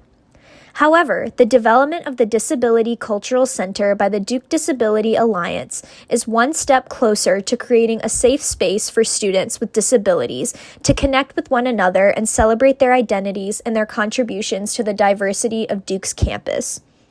This new space will be a force for change and advocacy for marginalized student populations and the notion of universal design in academic settings. Despite the future inception of the Disability Cultural Center, the institutional ableism embedded in Duke University's culture illuminates the notion that higher education as a space to cultivate new ideas, perspectives, and knowledge is not the case for everyone, particularly for marginalized populations who feel alienated and unseen. Additionally, due to the prestigious reputation that Duke University is known for, the structure of the university and its culture of breeding the, quote, most capable hyper-able students, end quote, further, quote, invisibilizes disability, end quote. Pandemic perceptions. Poems describing the specific yet universal sentiments felt by a resident at Crowsdale Village Retirement Home and all of us. The Blue Heron. A brief glance across the lake, but the blue heron is not there today. Quiet in the halls, all noise, trapped. Behind shuttered doors, plentiful compliance morphs into unease and dread, as restlessness as a tidal wave swells dangerously. Hot and thick tension, close to boiling over, conversations behind cotton walls, muffling enthusiasm. Hardly 2 minutes of conversation before the fear once again seeps through the cracks, bleeding and staining the interaction until it is ruined, and must be discarded. Will it ever be replaced? Impersonal contact for our own protection, the desire to breathe together instead of apart. The recipe for human connection has no substitute for physical displays of affection, no alternative to the rush of oxytocin a hug generates, hardly in addiction, but still in withdrawal. The blue heron is still not here today. We'll look again tomorrow. Little blessings. Still deep in the throes of times of turmoil and turbulence, but we are giddy with luck, a silver lining that rings the clouds, except there are none, only a shining sun, mothering late October flowers into full and vibrant bloom. The strength of its rays brighten all corners, banishing the impending darkness of another cold and lonely winter. But today is dazzling, twinkling wind chimes and breeze like a down blanket, comforting and encircling this tiny corner of the world in peace. Little blessings, people who care and protect. We are provided safety and security. Beautiful people offer beautiful perspectives. When you have lived through enough, you will find little complaint in performing everyday duties. You reflect and see your own life whole and preserved, persevering. Some days you are awake and alive, and that is more than enough. Deluge of inquiry. Sunrise, daytime, sunset. Numbers on a clock play musical chairs. Don't go outside. Protect your neighbors. But what puts them in danger? How close until the air between you both is poisonous? How many meetings until our bodies are contaminated? No hand-to-hand contact, and keep your distance. Always keep your distance. I don't like to repeat myself on accident, but the days are a steady stream, water dripping, slipping through aging fingers, numb from disinfectant. Who is in charge of the plan today? Are we even moving forward? Where do we go from here? Scratch marks on the wall, but space is running out. Time is running. Time is running. I don't like to repeat myself on accident. Who is in charge of the plan today? You scream up at the sky, asking so many questions with so few answers. There is no response. The sky blinks blankly back. There is no response. I don't like repeating myself. The following is an untitled graphic depiction of differing yet similar COVID-19 experiences. The first box, on the top of the page, portrays a branchy tree with no leaves, planted in the ground covered in freshly fallen snow.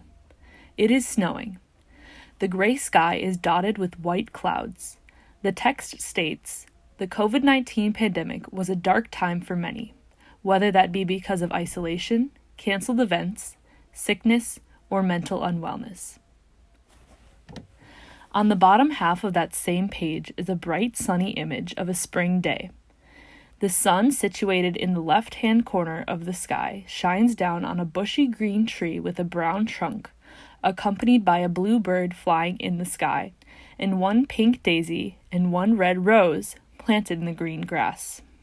A few scattered clouds dot the light blue sky to the right of the sun. The text states, "As we come out of this darkness, we're beginning to see light as restrictions relax and restaurants and venues begin to open." At the top of the following page is a summer scene depicting half of a large yellow sun shining down from the top of the frame on a beach laden with colorful umbrellas, beach towels, and a volleyball net and ball next to the ocean. The beach lies to the lower left-hand corner of the page, leading into the ocean in the lower right-hand corner of the page. The text states, "But for some, the pandemic brought positive changes. At Crowsdale Retirement Community, the movie program flourished. Residents were in their rooms more and had time to enjoy uplifting films." On the bottom half of that page is a fall scene. There are multicolored dots of yellow, burgundy, red, and orange falling from a branchy tree next to a pumpkin carved into a jack-o'-lantern below an orange moon in a blue-gray sky.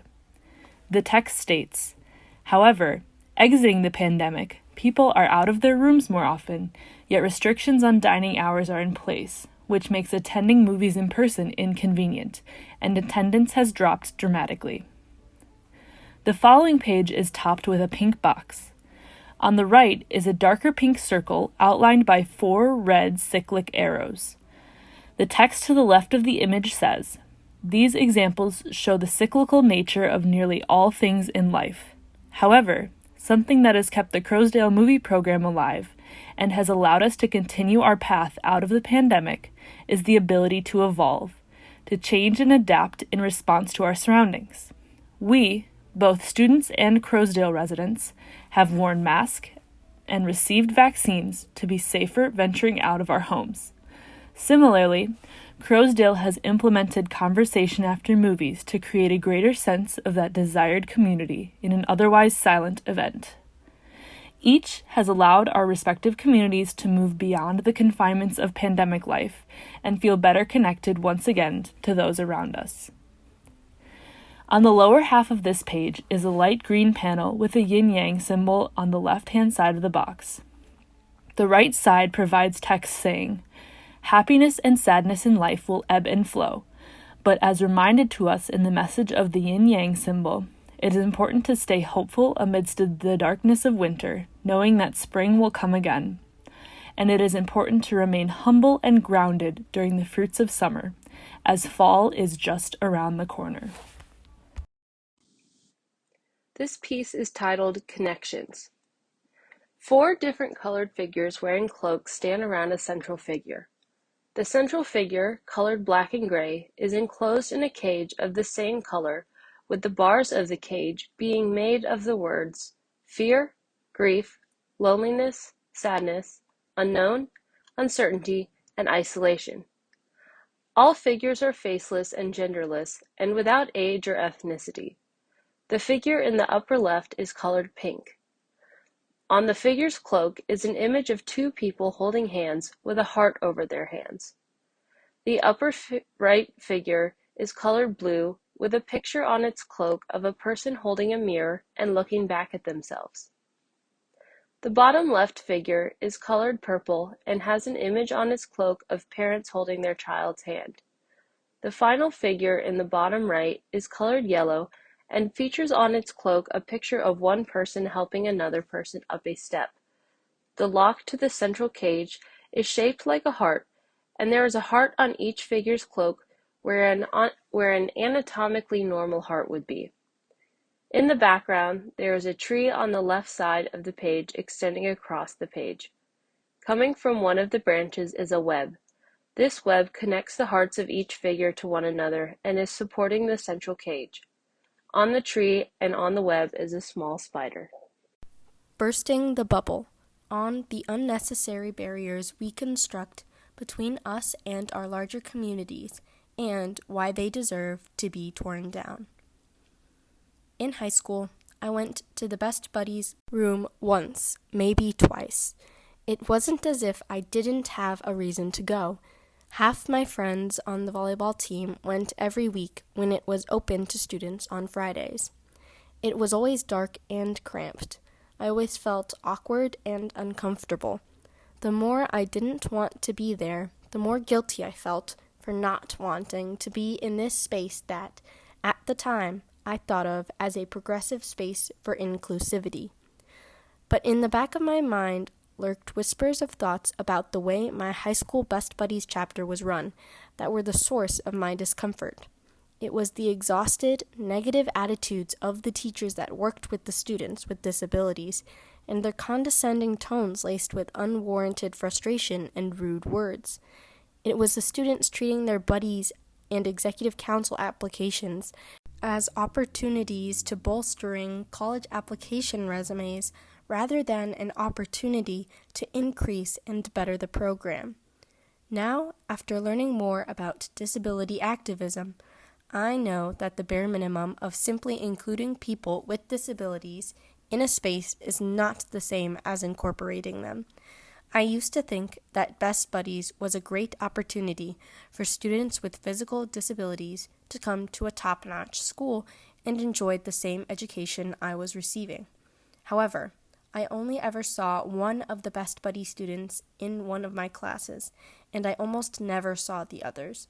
Looking back, I can see how problematic this separation and clear distinctions were between the normal students and the Best Buddies.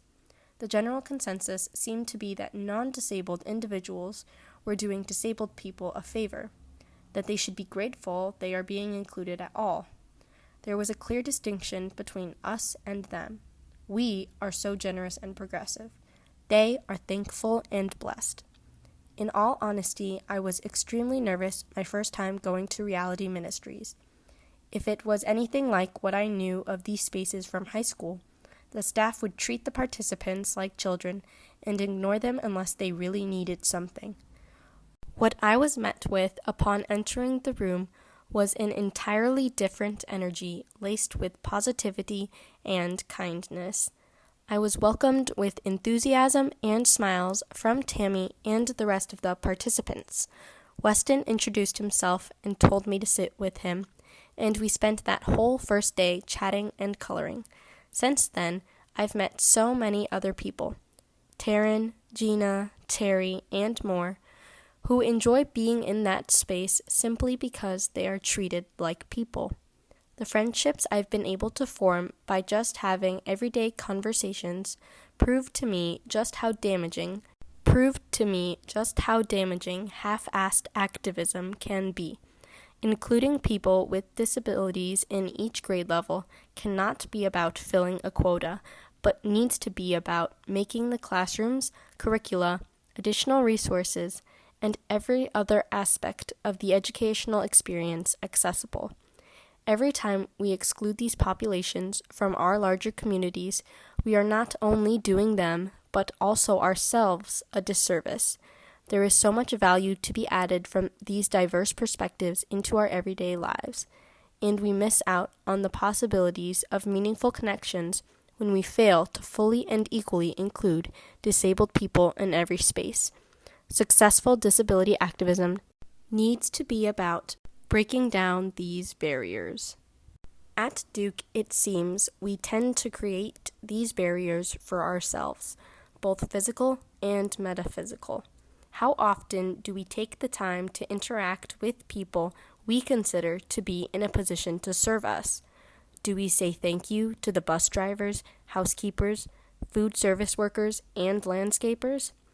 Speaking to Hassani Hunt, a housekeeper at Marketplace, also reminded me of how valuable interpersonal relationships can be with people outside our bubble. Normally, I feel anxious talking to new people, but he was so warm, welcoming, and eager to interact with the student. A good portion of our meeting was spent discussing how lost the staff felt without student interactions during the pandemic. Crossing the barrier between staff and students forms bonds that create that friendly atmosphere unique to Marketplace that is so crucial to the freshman experience in forming communities. Not just communities with each other, but communities with the workers who are a quintessential component of a positive first-year Duke experience. As the end of the semester approaches, community engagement seems less like a daunting class assignment and more like an opportunity to interact with people with different perspectives and life experiences than you, who have been in different spaces, learned different things, and have different goals and trajectories. Going out into the community, crossing those invisible boundaries, is not a burden. In fact, I regret not doing anything like this sooner. There are so many connections to be formed, so many lasting bonds to be made. The community is full of incredible people with fascinating stories to tell. It's our job to listen, respond, and keep the conversation going. Pass it on. This contribution is titled Duke Student Party Culture During the COVID-19 Pandemic. The image takes up a large portion of the page, depicting a mass of hundreds of late teen, early 20s aged individuals dancing, talking, and kissing. The picture is grainy, but it is possible to make out banners hanging in the background and ceiling fans. The room is dark, lit by unpictured lights shining down on the dance floor and various light strands and fixtures around the large room. An unlit disco ball hangs from the ceiling. On the right side of the image, a group of people are raised above the rest, as if standing on an unseen platform. In the center of the image, there is a tall, cylindrical cage raised even above the platform, with people inside it and climbing around it. In the background, towards the left side of the image, on the railing of a wooden balcony, it says Shooters, the name of the venue. The text below the image says, "Upon return to campus for the fall 2021 semester, Duke students were eager for a fresh start. Throughout the semester, as pictured in this anonymous submission, students flocked to Shooters nightclub in Durham, rekindling the social energy missing from pandemic life, without a mask in sight despite Durham's mask mandate." One student reflects on the experience. "It was so refreshing to forget the pandemic for a moment and to finally get a sense of what college is supposed to feel like." In these acts, students demonstrated that the perceived immunity of the, quote, Duke bubble, putting their social desires above the well-being of the Duke and Durham communities, a sentiment that was answered with the most campus COVID-19 cases for 1 week since the beginning of the pandemic. Yet the parties continued. The infographic consists of 6 panels stacked vertically. The top panel has the title of What Duke Should Know About Herd Immunity, How Your Actions Impact Those Most Vulnerable. The second panel says herd immunity protects the most vulnerable around us. Herd immunity is when enough of the population has immunity to COVID, either from being previously infected or being vaccinated. To the right, there is an image depicting herd immunity. The third panel is titled Populations Most at Risk of COVID, and lists these as children and the elderly, immunocompromised or those with pre-existing conditions, the unvaccinated, and pregnant women. Each description has an associated picture. The fourth panel is titled Who is Fully Vaccinated? And below the title says, although 99% of Duke students and 96% of Duke staff are vaccinated, Only 61% of the Durham community is vaccinated. To the right of the description is a picture depicting the percentages. The next panel shows a graph charting the relationship between COVID cases in Durham versus COVID cases at Duke. There is a strong positive correlation or relationship between Durham and Duke COVID cases. To the right of the graph is the title, Do Durham Cases Impact Duke? Below the title is the following statements. Yes, COVID presence in Durham impacts presence at Duke, so we cannot rely solely on high vaccination rates on campus for protection, especially for those who are at higher risk of COVID. The final panel has the title, Will Durham Reach Herd Immunity? And the information underneath reads as follows. It is unlikely we will reach herd immunity in Durham due to low vaccination rates, emerging variants, and the politicization of COVID. As long as there are interactions between Duke and Durham, those most vulnerable in our community are still more vulnerable.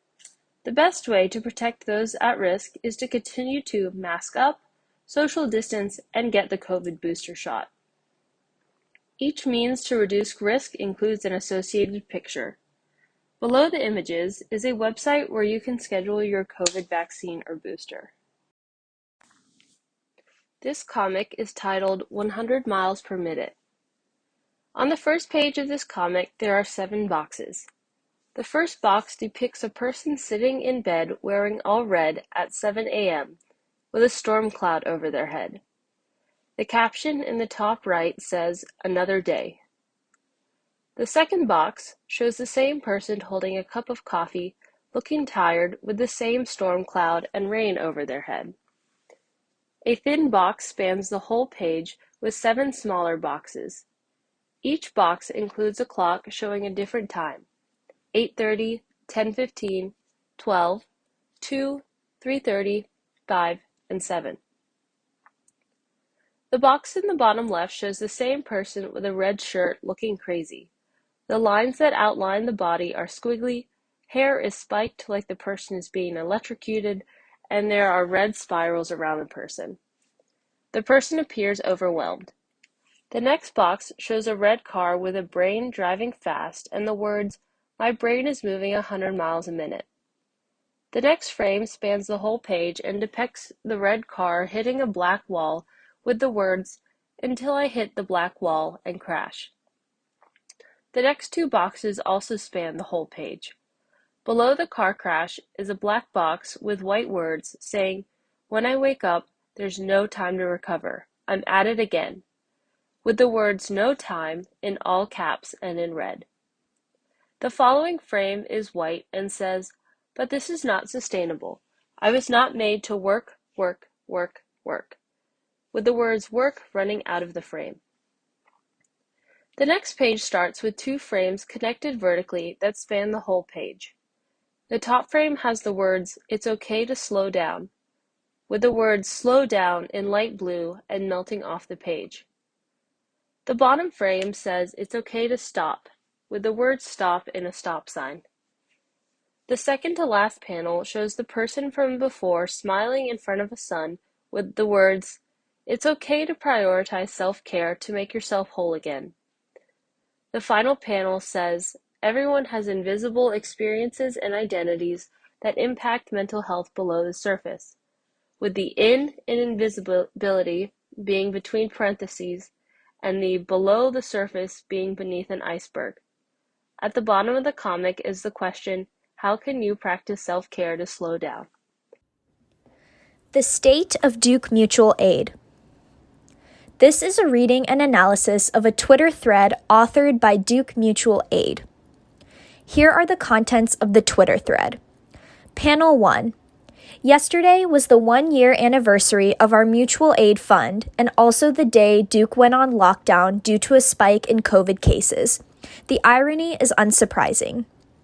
Panel 2. While we advocate for anti-carceral support and wealth redistribution, we know that the existence of Duke causes immense harm to the surrounding community.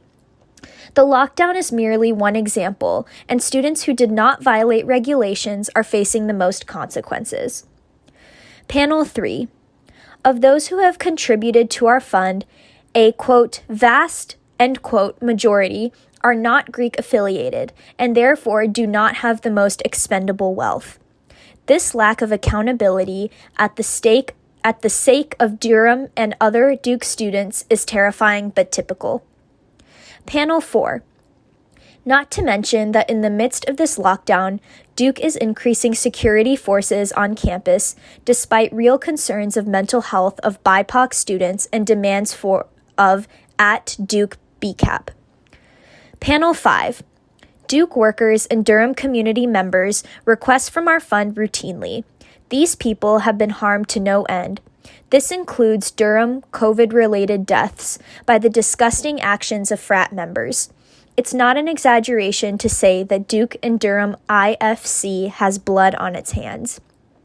Panel 6. We can call on Duke to sue Durham IFC, but we need to also question why Durham IFC exists in the first place, and it's because of the elitism, whiteness, and wealth Duke attracts and perpetuates. Real accountability is reparations, giving up power, being a traitor to whiteness. Analysis and interpretation of Twitter thread. Duke Mutual Aid has essentially positioned itself as an, quote, anarchy, end quote, in relation to Duke because of the university's lack of financial recognition for the collective and the disadvantaged communities who they serve. The principle of mutual aid, established by Peter Kropotkin, a Russian anarchist thinker at the beginning of the 20th century, is to forge sustainable relationships within and across communities where everyone contributes to meeting each other's basic survival needs. This Twitter thread highlights the response of Duke Mutual Aid, a student-run collective founded in March 2020, to the elitist culture existing at Duke University that makes their work unsustainable. Duke Mutual Aid is also not formally affiliated with Duke University, rendering them unrecognized by a higher power and thus unable to tap into Duke's financial resources. Entitlement and insensitivity within Duke fraternity organizations through hosting recruitment parties despite COVID-19 restrictions contributed to the spike in COVID-19 cases amongst Duke undergraduates and the Durham community.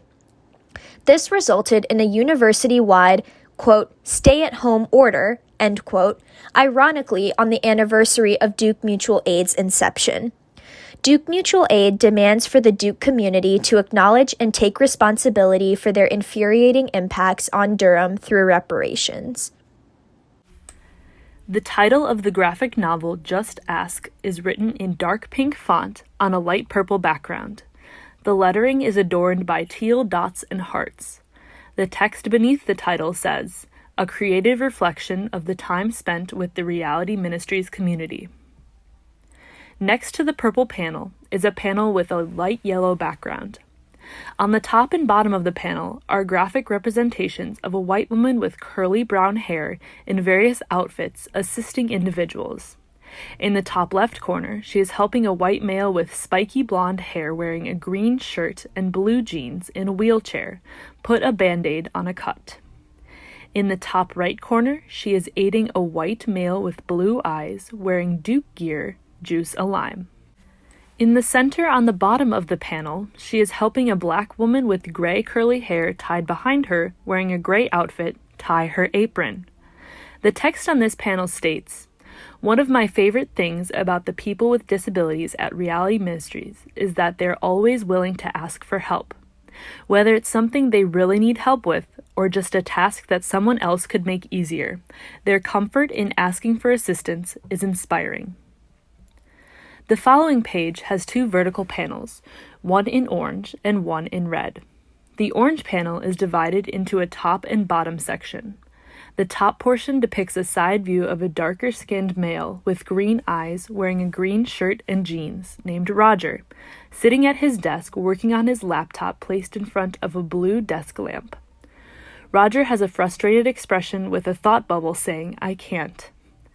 In the top left corner of the orange box is the phrase, "an example, ... Below it, in smaller font, the text states, Roger has an organic chemistry exam tomorrow. Instead of asking for help from a friend, tutor, or study group, he struggles to learn the material alone. On the bottom of the orange panel, there is a drawing of an exam with Roger's name on it. The exam is marked in red ink with a large F circled in red on the top. The text next to this depiction states, Roger, unprepared as he was, failed his exam and feels helpless, confused, and alone. The red panel on the same page depicts an alternative scenario. The top half of this panel begins with the words, but what if, ... in the top left corner. Below it is Roger wearing a red shirt and jeans with a light bulb over his head, showing a white piece of paper to a white female with blonde hair wearing a purple top and green pants. The text beside this image states, Roger asked for help and got confusing concepts clarified before the big test. On the bottom half of this red panel, there is a drawing of an exam with Roger's name on it. The exam is marked in green ink with a large A circled in green on the top. The text next to this states, he would have been much happier with the outcome and would have really learned something. The next page has another 2 panels, this time in green and blue. The green panel to the left depicts a white male with blonde hair and blue eyes in a red and blue USA uniform holding a barbell with heavy blue and red weights on his shoulders. His expression is strained. Above this drawing, the text states, too often, there is a sense in ruggedly individualistic America that we need to carry the weight of the world on our own shoulders, ... alone. At reality, I've realized that people around us are willing, ready, and able to help us shoulder that burden. We just have to ask. The final blue panel has 3 rows of black stick figures holding hands. In place of hands, there are red hearts. Between the rows of stick figures, the text reads as follows. Asking for help can relieve stress and anxiety while building communities and relationships. Then, on the next line, acknowledging that everyone needs help at times and others are willing to give help would improve the overall mental well-being of our society. Followed by, we should look to the disability community for inspiration in asking for help. These individuals are exemplary models of understanding limits and the importance of help. And finally, when you feel overwhelmed, stressed, or tired, just ask for help. The people in your life care for you and will be more than willing to lend a hand. Care webs as resistance to ableism. This is a mixed media depiction of a care web.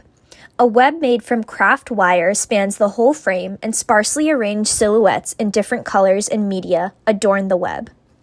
The web is depicted as a spider web, and the craft wire used is of many different colors: dark green, golden, magenta, silver, and a deep blue woven together. There are 5 silhouettes of people arranged in different spots on the web. The silhouettes are of the upper third of a human body. The silhouette closest to the center towards the left of the web is done in yellow papier-mâché tissue paper. The silhouette above the first is a little farther away from the center and towards the left of the web, and it is a simple white figurine. At the 12 o'clock position on the web is a silhouette done in a fuchsia clay and positioned towards the edge of the web. At approximately the 9 o'clock position is a silhouette done in red glitter and is also placed towards the edge of the web. The last silhouette is made from blue cloth and is positioned directly diagonal from the one done in yellow papier-mâché. It is positioned towards the left edge of the web. This piece represents the many diverse perspectives involved in the creation of a care collective. Care webs are created and utilized to spread collective access, which is care not only as a duty, but as a responsibility and an expression of love and compassion. Ableism exists everywhere in some aspects, whether we notice it or not. Care webs can be a sustainable solution to this ableist belief system, but as Leah Lakshmi Piepzna Samarasinha puts it, quote, caring for each other sustainably is more complex than it seems, end quote. The inherent power dynamic that exists between ableism and care work prevents the open implementation of sustainable care webs that continuously spearhead this inequitable mindset of, quote, who feels worthy of care and who is expected to care, end quote. Implementing care webs and collective access in ableist communities do a lot of work in engaging with perspectives of people with disabilities and other marginalized populations in order to develop a more, quote, just care economy, end quote. People with disabilities will thus no longer be silenced. Care work, including who does it and who receives it, will be destigmatized, and marginalized communities will be able to accept and receive care with, quote, autonomy and dignity, end quote. Dear Duke, as the semester begins to wrap up, while other students are preparing for finals, the students of the Duke Immerse Pandemics, Health, and Power cohort are reflecting. Having nearly turned in all our assignments, we look back on these 4 unique classes. They were not normal Duke courses. They did not satisfy the pre-med requirements so many of us need to complete. They did not require labor-intensive problem sets, nor demand perfection on impossibly difficult finals. These classes were not ones where we merely drank up the information presented to spit it back out again and forget it the second it is no longer necessary to us. We weren't just taught this semester. We learned. What we learned is not anything that an engineer could use to solve a problem, or a doctor could use to diagnose a patient. This semester, we were lucky enough to learn compassion, understanding, new perspectives, justice. Through the lens of the current and past pandemics, we have examined inequalities in power structures and the ways in which what society has dictated and values as normal is prioritized over any individual, community, or population viewed as different. We learned about injustices, and we learned to tackle them head on. Often, these different groups fall to the wayside. These inequities push them to the margins, and they are forgotten, or willfully ignored for the sake of maintaining what is normal. This booklet is meant to serve as a spotlight on these individuals, those unsung heroes who are crucial but go unrecognized because they aren't as respected or belong to communities that are historically and presently neglected by society.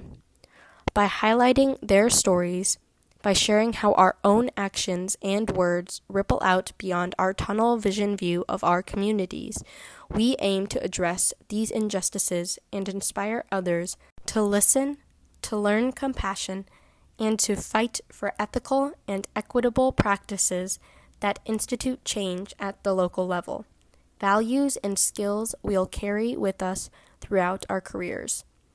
The greatest lesson we have learned from these courses is the urgency of our actions in this day and age. As college students, we are priming ourselves to join the workforce within the next decade, and soon we will be the ones in the positions of power. Will we choose to uphold the systems in place, or will we choose to dismantle them and rebuild from the ground up?